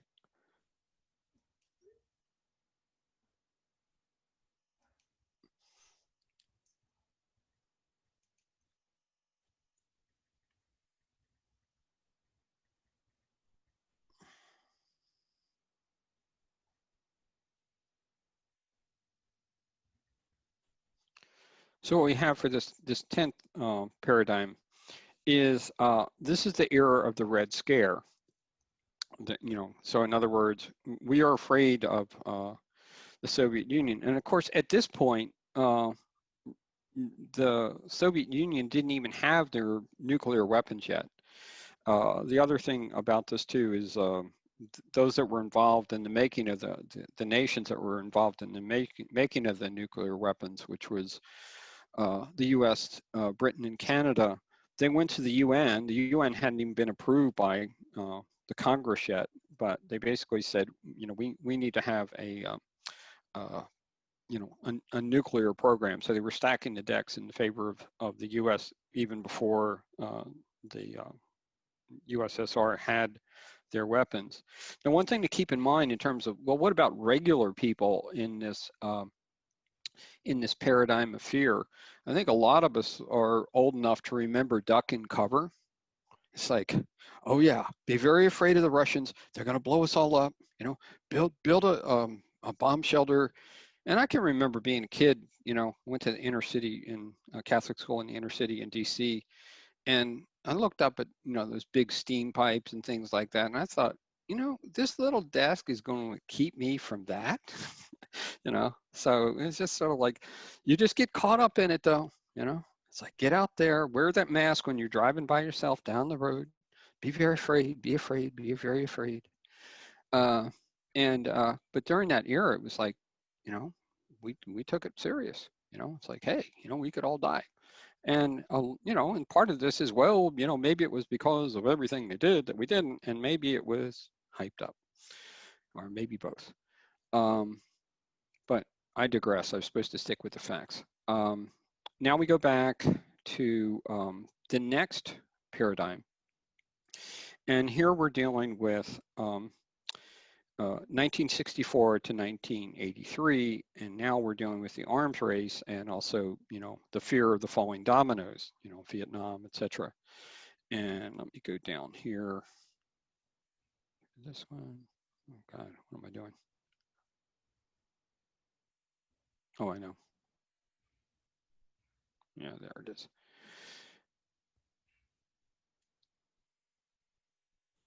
Okay, so here's what we have. June 16, 64, the final draft of the Gulf of Tonkin resolution is written before the Gulf of Tonkin incident, which is August the 2nd. The story here, if you don't know the story or don't remember it, is the U.S. was hoping that the Vietnamese would fight the South Vietnamese would fight the North Vietnamese, and they were basically doing a really lousy job. There's a lot of corruption, and you know, didn't really want to fight and things like that. So it's like, well, you know, we got to stop the, you know, falling dominoes of doing this. So the only way we're going to do that is we got to get American troops in there. But at the time, there was a sense of, well, we need to bring in, we need to have an incident so that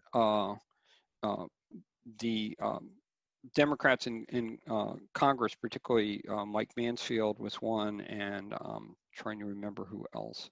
But basically people that were like talking about the Constitution, the Congress is supposed to declare war. We really don't think that this is, you know, what we should be doing here. And of course, Kennedy had died, you know, via the magic bullet shortly before this time. And, you know, we said that, you know, he was going to actually wind down the troops and bring them back, you know, the U.S. troops back. And then, of course, now Johnson is in. So he's like, okay, so how are we going to get this thing going here?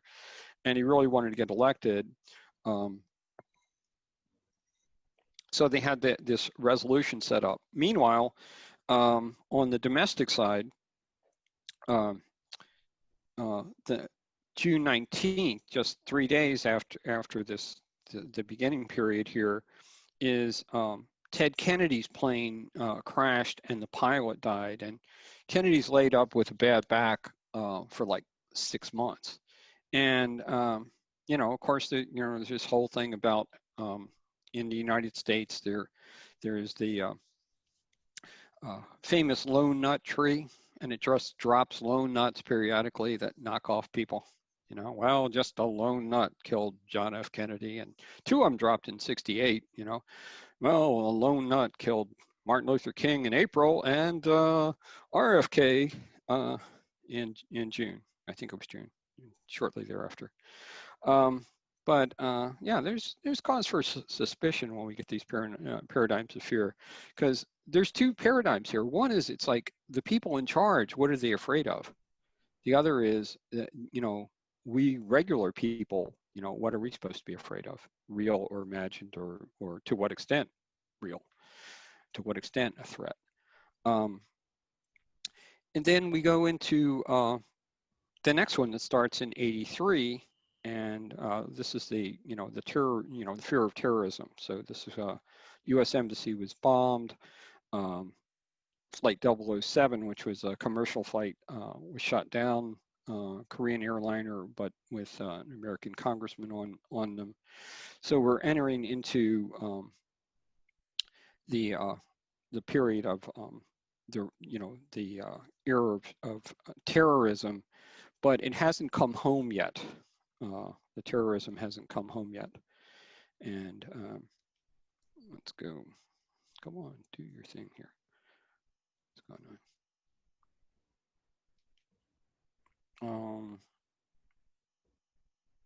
I think I'll just get back. I don't know what I'm doing wrong here.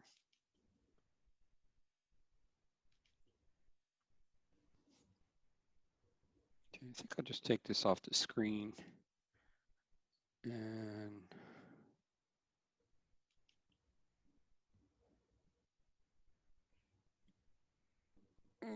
go back to this point that we have this era of terrorism overseas, and then we come into the 9/11 era of terror when we have the nodes at 2+. And so what I'm going to do is bring up a chart here of the free fall collapse of World Trade Center 7, which wasn't hit by a plane, but collapsed at free fall speed because some office furniture and paper were burning on some floors. And these, of course, has never happened in the history of science. And everybody's like, now it's like, trust the science, trust Fauci. It's like, how about 3,000 or 4,000 architects and engineering for 9/11 truth? Dr. Judy Woods, basically anybody who thinks this is box cutters and that sort of thing. It's like, well, be afraid, be very afraid. But in terms of the 9/11 chart, at the time, the exact time of day when WT7 came down, the first towers came down in the morning, of course. But at like 5:20, the moon is actually conjunct the North Node at 2+ degrees. And, and again, you can, generate the chart and take a look and see what else is going on. But there's a lot of activity here. The recent Jupiter return, Jupiter about to conjunct to the sun, the popularity of the president is going to zoom. The day before, of course, September 10, is when Rumsfeld said, there's like $21 trillion missing from the Defense Department. Of course, that was all forgotten about shortly thereafter. And other things here, like the Black Moon Lilith, sun exactly conjunct the Black Moon Lilith that day. But again, I'll just kind of let you all pursue that if you want. Saturn trine, Mercury conjunct Saturn, therefore Mercury trine Saturn transiting. The Mars conjunct the South Node, 1+. Remember on the relocated chart, it's 0+, so pretty much, right below. So it's like, a martial threat to the powers that be. But again, I'm just kind of rushing through these. I know it's a lot of material, and mainly what I'm trying to do is get people, you folks who were kind enough to listen in here, to just look at things in a different way, and possibly, in terms of following these paradigms, well, what's up right now? What's going on now? Now that said, let me bring up this chart.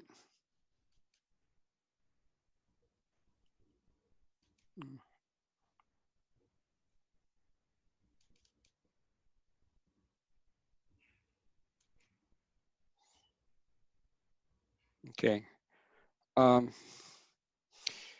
The outer wheel here is, again, I don't know the time of day, but this is Anthony Fauci's astrological chart in the outer ring set for noon. And notice where his sun is. Sun is at 2+ of Capricorn, you know, was conjunct the nodes in April, as I pointed out, April this year. The other thing about heading into this time is that there was a solar eclipse that you may remember. It was a ring of fire annular eclipse at 4 degrees 8 minutes of Capricorn, which, you know, would put it right here. And that was on Boxing Day, December 26th of 2019. So it was the eclipse heading into this. And then we have the summer solstice eclipse was at 0+ Cancer. That's the degree of the midheaven for this chart relocated to DC. So we get 2 ring of fire eclipses back to back, activating this axis right at that time. And again, there's lots of other things that you can, you know, study and look at on your own. But let me get out of this. And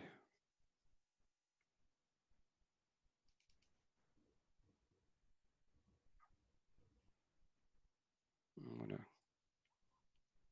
go all the way down to, well, what in the world do these things seem to have in common, all these different paradigms that we talked about here?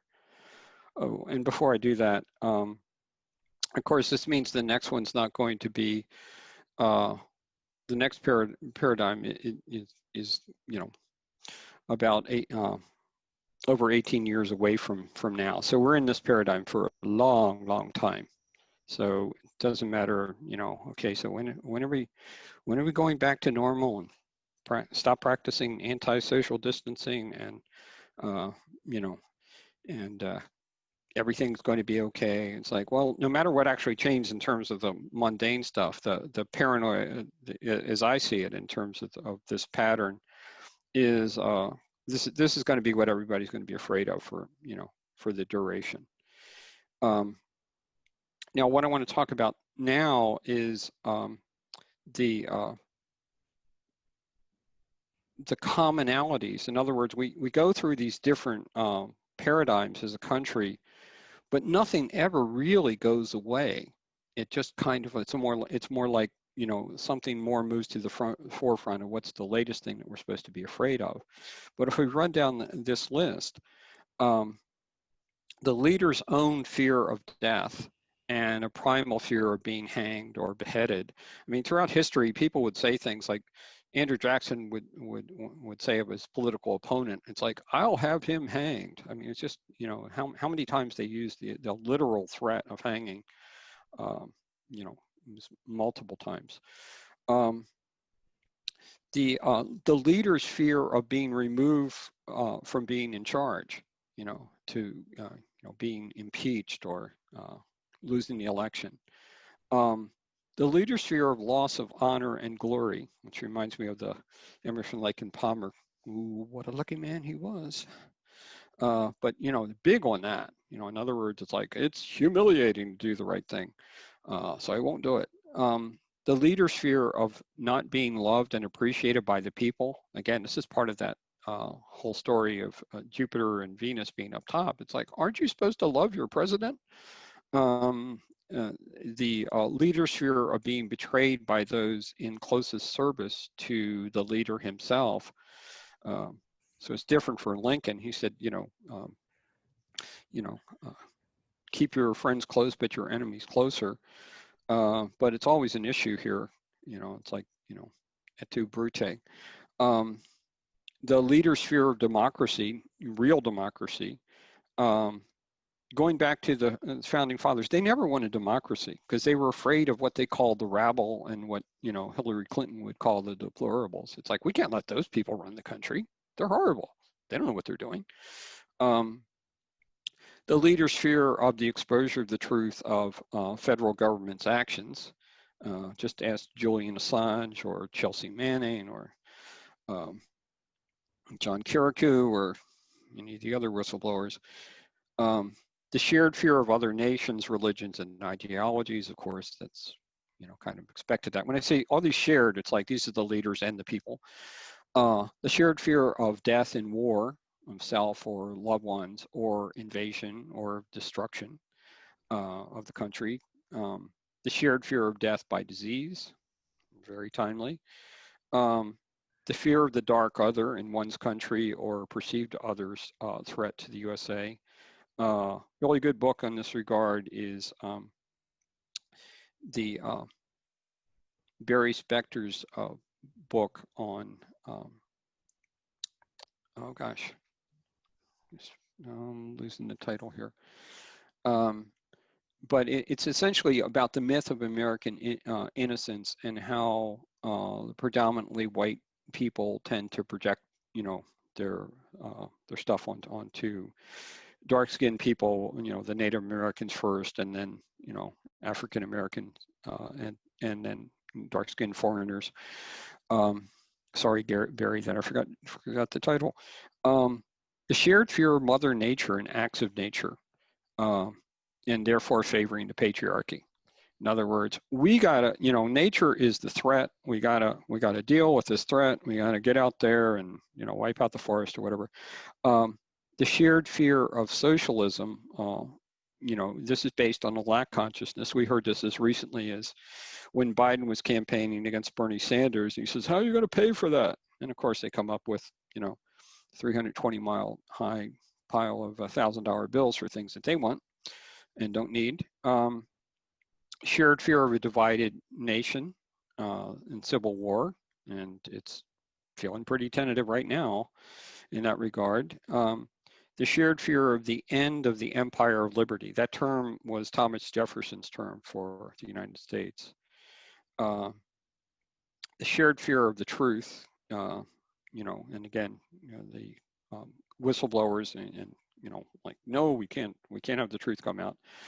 But the other is, in terms of the people, how many people got upset, and very upset, by the Planet of the Humans, where they talked about, you know, there aren't easy answers, you know, with solar and wind power and so forth. They were like, well, we don't want to hear it.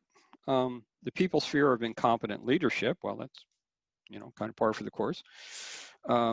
People's fear of betrayal by their chosen leaders. You know, I voted for you and you betrayed me. It's like Wilson campaigned, Woodrow Wilson campaigned on. I kept you out of war, and then he took us to war.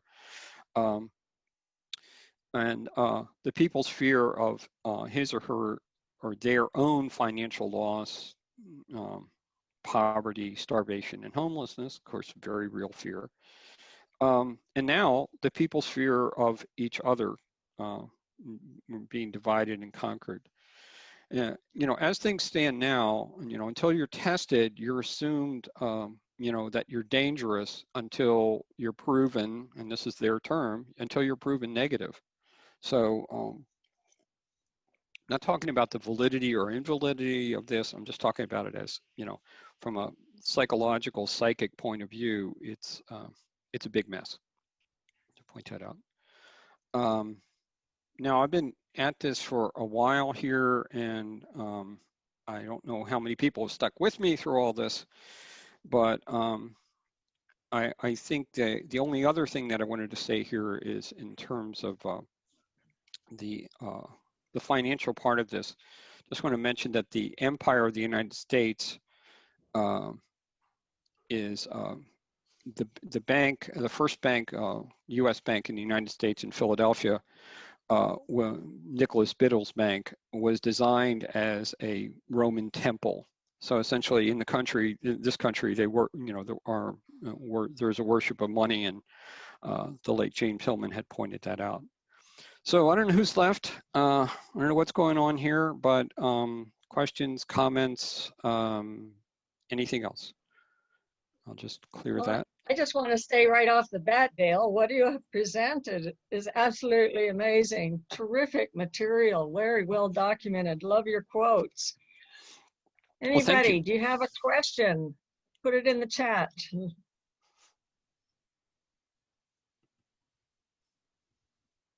I'm glad you spoke a bit about Chiron in Aries, because you are the Chiron guy, and you talk about it in Aries as being in the 12th house, and that is according to when it was discovered, right? Yeah, Would you well, like to say something about that?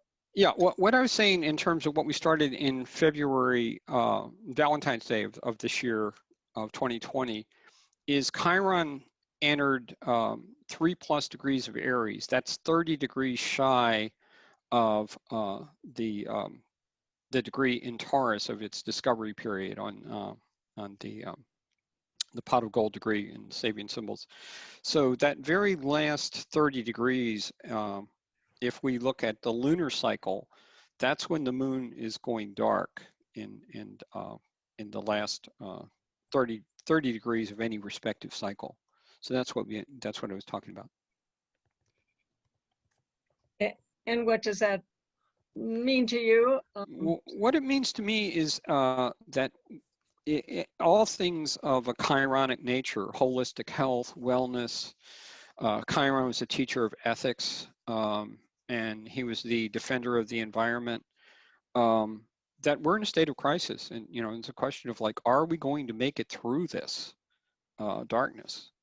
And hopefully we will, but it's just going very, very dark for all people chironic. I'll just give you an example of that. If there's a vaccine that is mandatory for everybody in the nation to have, people couldn't say, well, I would rather have an alternative treatment. Thank you very much. It may not be allowed. And so, that's an example of a theoretical example, and very viable theoretical example of how all things holistic could be under threat. We have a question from Derek. Do you have any words about the Federal Reserve?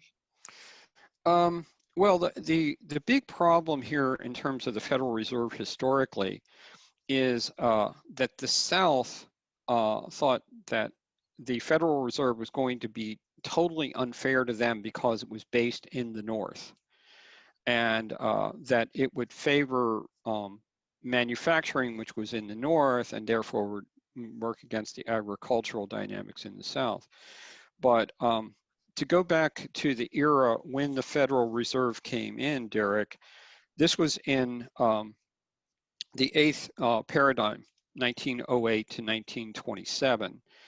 And as I said at that point, it was the fear of labor and laborers' fear of the loss of jobs and the capitalist fear of labor. But one thing purportedly that the Federal Reserve is supposed to do is it's supposed to look out for basically to regulate the finances so that it would be favorable to employment. And so I just think, the Federal Reserve is part of the big mess of this whole story, quite frankly. But on the other hand, what happened is when they did away with the National Bank, when Jackson did away with the National Bank, he failed. The country went into an incredible economic downturn. So I don't think there's any easy answers for this. In other words, I'm sure Derek, about the story of the secrecy of the establishment of the Federal Reserve, Jekyll Island, sneaking us in on just before Christmas in 1913. And they did that because there would be, tremendous controversy, which, exists to this day. I mean, one thing is when we get into this whole story is, well, the whole country started in a mess, and it's essentially been, either in a relatively more or less mess from then until now. I mean, I think part of the reason why it seems so shocking recently is because things have gone pretty well since World War II, when the U.S. became the dominant power in the world by having the nuclear power to destroy. That's where all the prosperity is. And also in the Pluto cycle, that was the high point of the Pluto cycle. It was the Pluto opposition for the U.S. So I think, the Federal Reserve is a mess. I think it's part of the story, but don't think there's any easy solutions about an alternative to it that I can think of. Be happy to hear what your ideas are. Yeah, thanks, Dale. I want to remind everybody to stay muted and put your questions in the chat, because if you make a sound, and you'll be the one that's seen as speaking. There's a question here from Jane in Flagstaff. You started out talking about the sun ruling the right eye and the moon ruling the left. Curious about this. Can you say more? I don't remember what source, and I've been studying astrology, as you know, for like 50 years.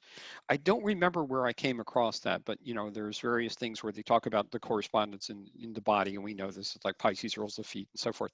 But somewhere along the line, I heard that the sun ruled the right eye and the moon ruled the left eye. And I've seen this over the years with clients too. If someone has eye problems, I'll ask which eye, and it's always what is stressed in their chart relative to that light in their chart. But what I didn't, in terms of that rulership, I just thought, well, wait a minute, when we're looking eye to one another, we're the sun receives the moon and the moon receives the sun. And but I'm sorry, I don't remember what source I originally found that in. Derek says that it's from Ptolemy's Tetrabiblos. Oh, that would make sense. Thanks, Derek. Elizabeth Shearer asked, would you speak about the inauguration chart? Do you have that handy? I haven't prepared that, so I'm sorry, Elizabeth. I flunked the pop quiz. So. Any other questions? We've had a lot of people saying, thank you very much. Wonderful presentation and things like that. Texie had to leave, I guess. But anybody else have a question? I've unmuted myself because what I have to say is a bit longer than I want to type into the chat. So if it's okay with Gail and Dale, let me continue a little bit here. Okay with me. I was fascinated with your description, Dale, of instead of using the Sibley chart for the U.S.A. chart, using one earlier in the day. I think it was 11:18 a.m.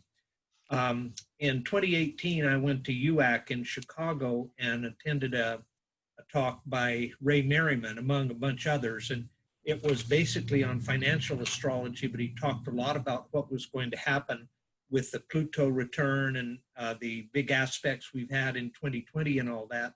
And he talked about, from his research, he decided that proper U.S.A. birth chart was actually not July the 4th, but July the 2nd. Yes. That there were some leaflets published on the afternoon of July 2nd in Philadelphia talking about how all the delegates had agreed and they were going to sign this document and so on. Right. And now, yeah, Frank, I'm aware of that, and I'm also aware of my late astrocartography teacher, the late Jim Lewis.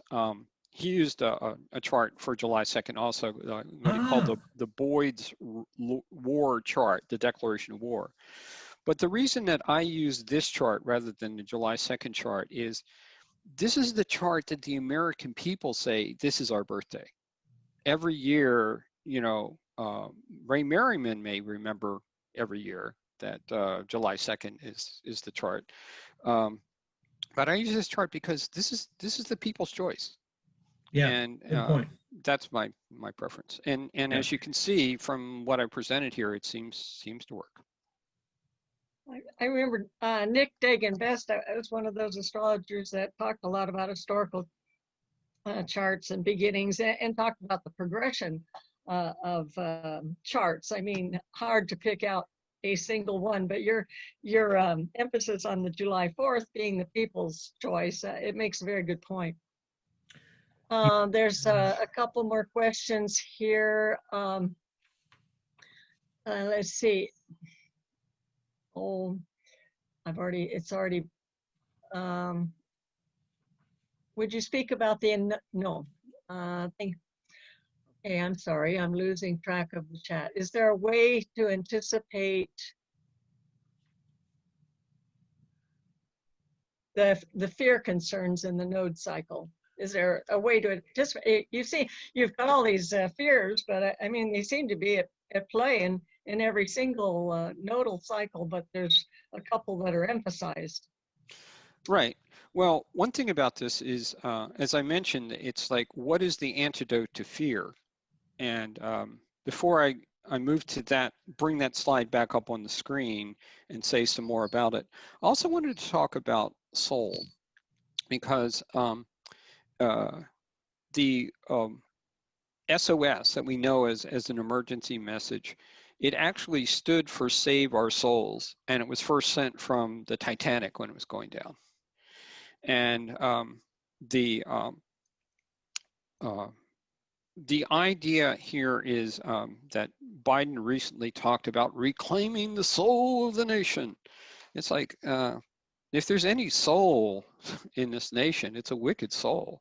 I mean, there's a need, I believe there's a need to redeem the soul in terms of what's been done to this beautiful land, to the indigenous people of this beautiful land, and to, you know, the African Americans who built the White House and so much of this land, and all the poor, hardworking people of every color who are here. What he calls soul and what his life has been is, it's like, no, there's a real soul here, and I think the real soul of America is suffering. And I really believe that all of our individual souls are connected to that larger soul, which is our land, and then connected to an even larger soul, which is Anima Mundi, the soul of the earth. So part of this is to, you know, in terms of, well, how to deal with all this fear, is to, in some ways, take the government very seriously. It's like, can they do that? They can do whatever they want. They could pull the plug on everybody right now and just go, whoa, we don't like what you're saying, Mr. O'Brien, and, you know, and you're out. But on the other hand, it's like, but they can't take your soul. You can see this quote on the screen. This is from a song by Rhiannon Giddens called "The Purchaser's Option." She's an African-American woman. And the song is about a young female African slave, and she has a baby, and it is the purchaser's option. It's like, well, I want her, but do I want the baby? And so she sings in the song. It's a beautiful song, very intense. But she sings, "You can take my body, but not my soul." So no matter what's going to happen, I think the important thing is to try and keep things in perspective, to be in the present, to be in the now, and to stay connected to the soul. Another way to say this is to follow your heart. In other words, if the people who are in charge, who are the head of the country, that's the other thing, is caput. It's Latin for the head. So we have capital, but we also have things like capital offense, and, you know, hanging crimes and all this. And if the people in charge are insane, it's good to just go, okay, I know that they're crazy. It's like, well, if you're dealing with a crazy individual, it's like, you better take them seriously. But on the other hand, it's like, don't get caught up in their insanity, would be my advice. So it's mainly like how to be the individual who you are, and, you know, and to shine your moon and your sun and your stars or planets, rather than to just be, okay, I am just one more cog in the wheel of this great country, and I'll just get in line and do whatever it is that I'm supposed to do. If you have to, you have to. I mean, I basically see Chiron as the serenity prayer. It orbits between Saturn, you know, accepting the things that we cannot change, change, Uranus, the things we can, and Chiron's the wisdom, you know, wisdom teacher, the wisdom in between to know the difference. So it's mainly like to try and not get caught up into the fear, be in the now, trust your heart and soul, and hopefully, you know, find others that you can connect to at that level, and including the animal kingdom. So I don't know whether that answers the question, but just some thoughts anyway. Love it. I love that. Jennifer's wondering if you may have any recommendations for supporting health and wellness in the coming months.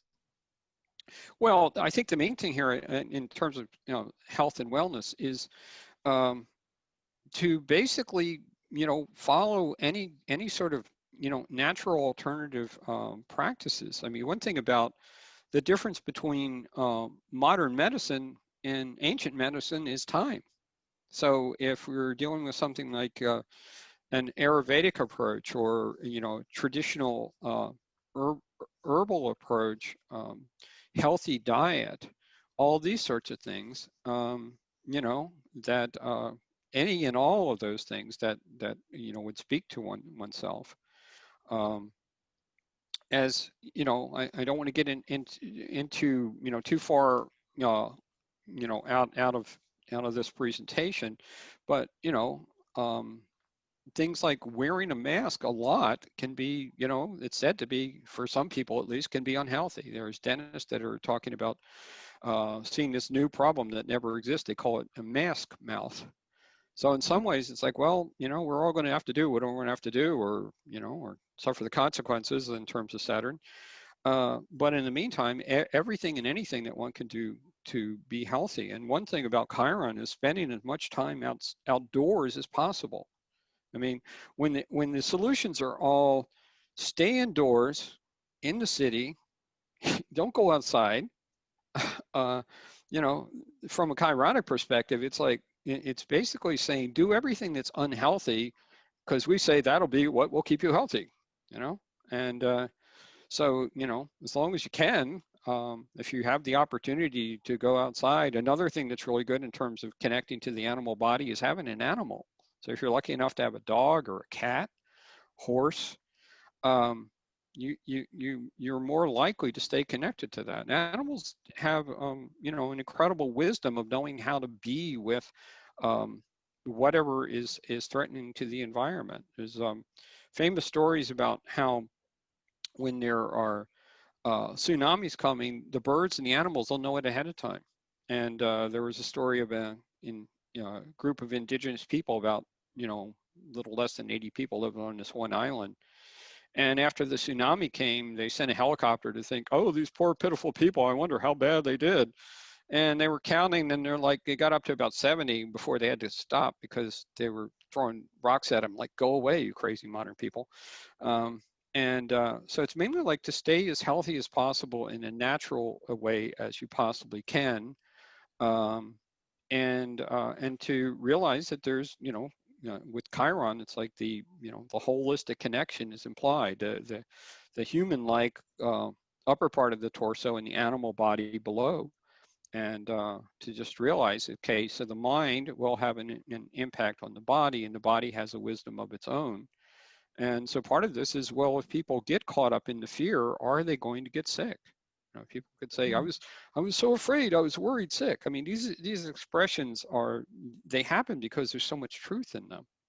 So it's just some observations of my own. But I'm also, I'm quite interested in anyone who has anything to share here in the sharing time. It's wonderful. And before we end, Dale, you want to be sure and put up a screen with your web address and things where people can reach you. I will definitely do that. Thanks, Gil. I will definitely do that. And let me just make sure. Oh yeah, here's another thing that's very, very important here. The second Sabian symbol in Aries is a comedian entertaining friends.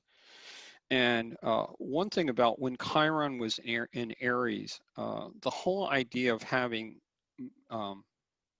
not just your kind of standard entertainer, but comedians who entertain with a message, and as you can see from all the quotes from Mark Twain, there's a significant power in humor. In other words, being able to, part of this is like fear can just make us so serious. And it's like, learning how to laugh, and not just laugh at Trump, which is, of course, low-hanging fruit. But Mark Twain said, against the assault of laughter, nothing can stand. Humor is mankind's greatest blessing. Humor must not professedly teach, and it must not professionally preach, but it must do both if it would live forever. This is my favorite one of all. This is how I live. I know not all that may be coming, But whatever it is, I'll go to it laughing. I'm just not going to, it's not going to give up sense of humor. It's like, I think it's a good, healthy thing. And again, not about putting people down, but just about being able to stand back from things and see the ridiculousness of what's going on. Herman Melville said, a laugh is the wisest, easiest answer to all that is queer. And of course, he means, unusual, odd. Speaking of, humor and Chiron and Aries, the last time, this was the era of fire sign theater. I mean, duh, Aries is fire sign. So the fire sign theater is very strong. Richard Pryor, Sun in Sagittarius. Also in terms of music, we had Gil Scott-Heron, another Sun in Aries. Marvin Gaye, another Sun in Aries. And what was common about these is these were very topical, what we might call entertainers. They, in other words, they weren't just like, oh, let's just distract ourselves away from what's going on with something that's completely unrelated. They looked at the time and spoke to it. Another one is Dick Gregory, Aries ascendant, Moon in Aries, and I think something else in Aries, not a sun though. And not only, was he a comedian, but he was, an incredible activist. He went on, when in Chiron and Aries era, he went on significant hunger strikes. So one thing about the fire signs, it's all about action. And the Aries is taking an individual action. I'm going to do this. I don't know whether anybody else is going to do this. I don't know what people are going to think about what I'm going to do this. But I'm going to live my life, my truth, as I see it. And again, coming from, including the animal body and the heart, which is in the body, and coming from that perspective. Richard Pryor, he took a big risk by basically, creating his own humor. He at first failed trying to imitate Bill Cosby, because he had to be who he was, not someone who he wasn't. Another thing here, while we're talking about, the being in the time and Richard Pryor's story and the element of fire, we all know famously that Richard Pryor severely burned himself, but a lot of people don't know what the story is behind that. Richard Pryor had seen a Buddhist monk who, during this same time in Vietnam, had set him, in the Chiron and Aries time, had set himself on fire. And Richard Pryor was there with a bottle of high octane alcohol, 151 rum, and he dosed his body with this, and this was clearly an attempted suicide. He just felt really bad. I mean, the thing about Chiron is if you feel, you can feel wonderful, but if you really feel, you can also feel, empathy and pain for animals, for the environment, for other human beings. And but one thing I found in my research is a lot of failed suicides happen when Chiron is involved. Not successful ones, but ones where it's like, you know what, you may feel bad, but you're meant to be alive and be here in this planet. So those are some things, again, and I think it'd be helpful to move through this. And another thing here before I close or we wrap up things here is I wanted to read this quote of, a way out of despair. And this comes from Gandhi, and I'm looking for my paper copy of it. Here it is. Gandhi said, "When I despair, I remember that all through history, the way of truth has always won. There have always been tyrants and murderers, and for a time they can seem invincible, but in the end, they always fall." I mean, one thing that we're coming in here in terms of the convergence of cycles is not only do we have this new paradigm of fear, but we're coming, as you know, into the end of the Pluto cycle and the Neptune opposition. And we don't know what it's going to be. The future's uncertain, but the end is always near, but let it roll. It could be that really good and wonderful things come out of this terrible mess that we have going on here now in every way. So so there's that, and then to contact me, it's email, as Gail said in the beginning, is Chiron Guy, G-U-Y, Chiron Guy at pacinfo.com, and that's short for Pacific, not Political Action Committee. And the website is www.chironsouljourneytruth.com. And you can call me on the phone, on the landline, the Venus medal of copper, 541-485-9772. Or you can even old-fashioned write me a few of your lines, P.O. Box 5787, Eugene, Oregon, 97405-0787. And also I wanted to thank Kathy Levine, who is possibly still online here, still with us, because she created all these beautiful slides that you're seeing here, like this one. So if anybody's got any questions, I got big ears and I'll stick around, or you can just have a good day. So whatever people want, I'm happy. Anybody that wants to unmute themselves and ask Dale a question or just something. gab. We have just gab. more minute. It's 3:40. It's 3:43. Let's give it till 4 if somebody wants to ask a question. Yeah. Go ahead. Thanks, Dale. Oh, you're welcome. Oh, and I also wanted to say this.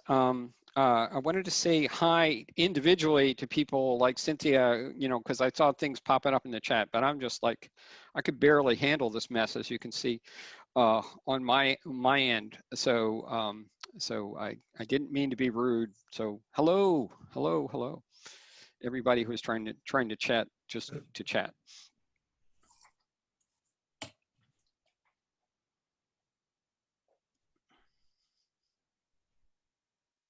Everybody's saying thank you. But Cynthia, if you want to unmute yourself, you could certainly say hello. Oh, hi. Thanks so much, Dale. That was really great. Oh, well, thank you, Cynthia. So enjoyed it. I learned a lot. Well, thank you. Thank you very much. Yeah, it was great. And always lovely to hear your voice. No, thank you. Well, I know what I can do. I can show off my shirt. I don't know how I can do this thing. Okay, this is a great shirt. See, I got the whole lunar cycle over top of the sun and the owl here. So this is a 40-year-old shirt that figured I'd bring it out for this occasion. So anybody else? Who was it that helped you with your slides? This is Kathy Levine, and I don't know whether she's still on, but she was. Yay, Kathy! Apple. Yay! Disguised as Apple. Kathy, what a beautiful job! Great. Yeah. Thank Thanks. you. It's for me. It's always like a great pleasure, and I hesitate to say honor because it sounds so goofy, but working with Dale, and he's given me the opportunity to work closely with him and giving and putting a face on some of the extensive and astounding preparation and research that he puts into all of his talks, and it lets me, it frees me in a way to do the same thing with the visuals, which is just, which is a terrific opportunity, which he always gives me and never puts me under pressure. He always says, has that kind of, laid back kind of Chiron Pisces guy, and just great working with you, Dale. Well, thanks, Kathy. But I think that side of me, it comes from the Sagittarius.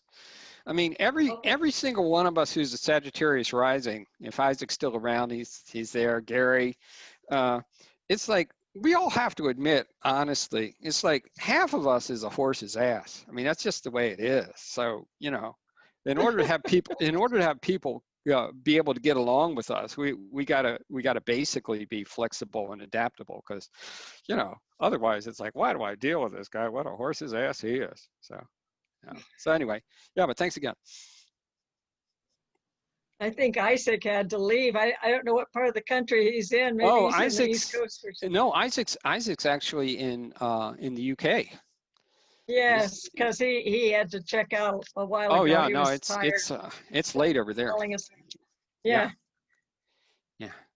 Yeah, well, everything will be available here. All the members, as Gail said, will have access to the recording, and you've got access to the slides and the handouts, and if you know how to get a hold of me. So yeah, thanks again for everybody.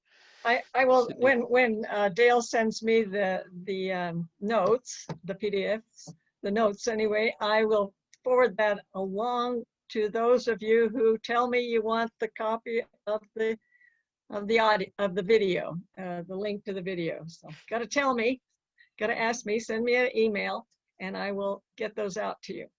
Okay, great. And there's actually there's a little more information in there than I had, but I just thought, well, I might already be, creating that my brain is full kind of experience for people. So I left some of the things out too.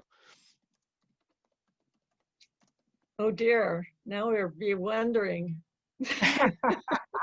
No, it's all in there. So in other words, if you'll get the, I don't know what to call it when it's electronic, but in the old days when it's a piece of paper, it's called a handout. So I don't know what it is. It's an electronic handout. I don't know.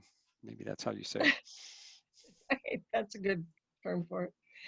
Elizabeth asked, have you looked at alcohol historically in relation to all the beheadings? No, I know that alcohol is associated with the beheadings and all that. So, but I never looked into that. It's only during this, preparing for this time that I just found how much, the whole beheading thing is going on. And that does remind me of something else I didn't talk about, is neckties. Neckties are a noose around a man's neck or a woman's neck if she's going to wear them. And the poet Robert Bly said that neckties are what cuts off the head from the body. So he never wears them, and I never liked them either. So one thing in terms of like, how could we make the world a better place? It's like, maybe if these guys in Washington stopped wearing ties, they'd be so, less crazy and fanatical, Yeah, right. Send them a nice dashiki or something, I don't know.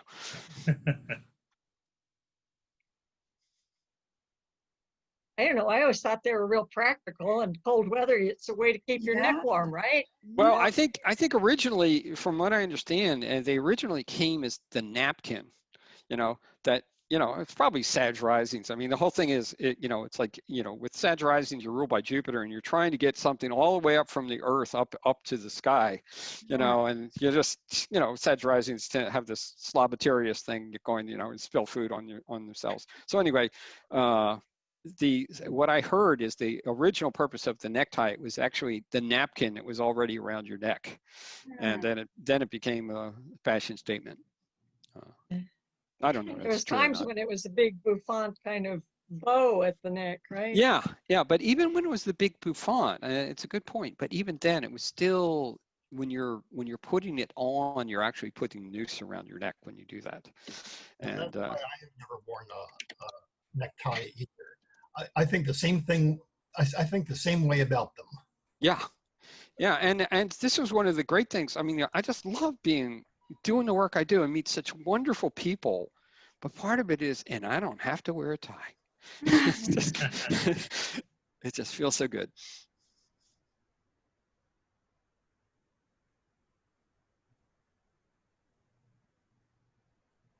Nice to look at everybody's face and see their smiles. Yeah. And no mask. No mask on anybody here present today. Yeah. No, they're out driving in the car by themselves.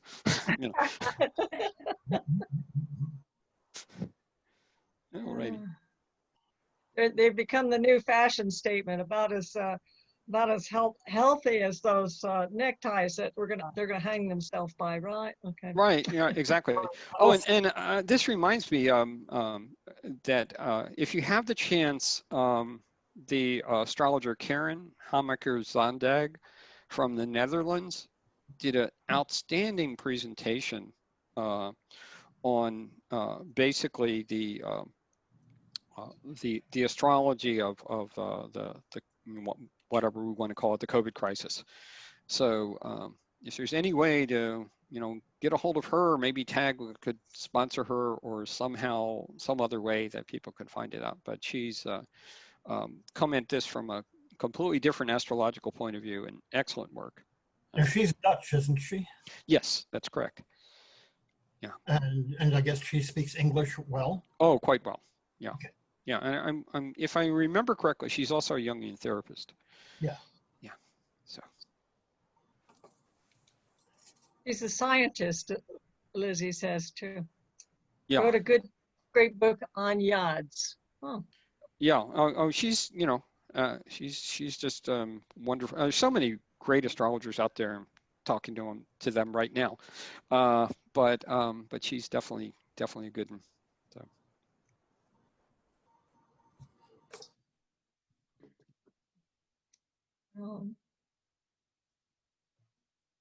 Anybody else? Anybody got any more comments?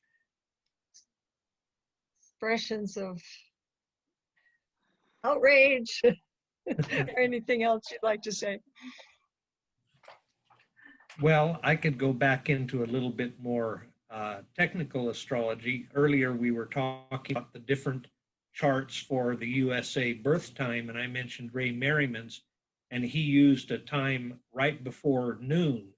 So it's true that it's 2 days before July 4th, but it ends up being almost exactly the same as the chart Dale has, with low degrees of Libra on the ascendant, and the planets are all in the same houses and positions. Well, the sun is two degrees back, and the moon is different, of course, but all the rest is pretty much the same.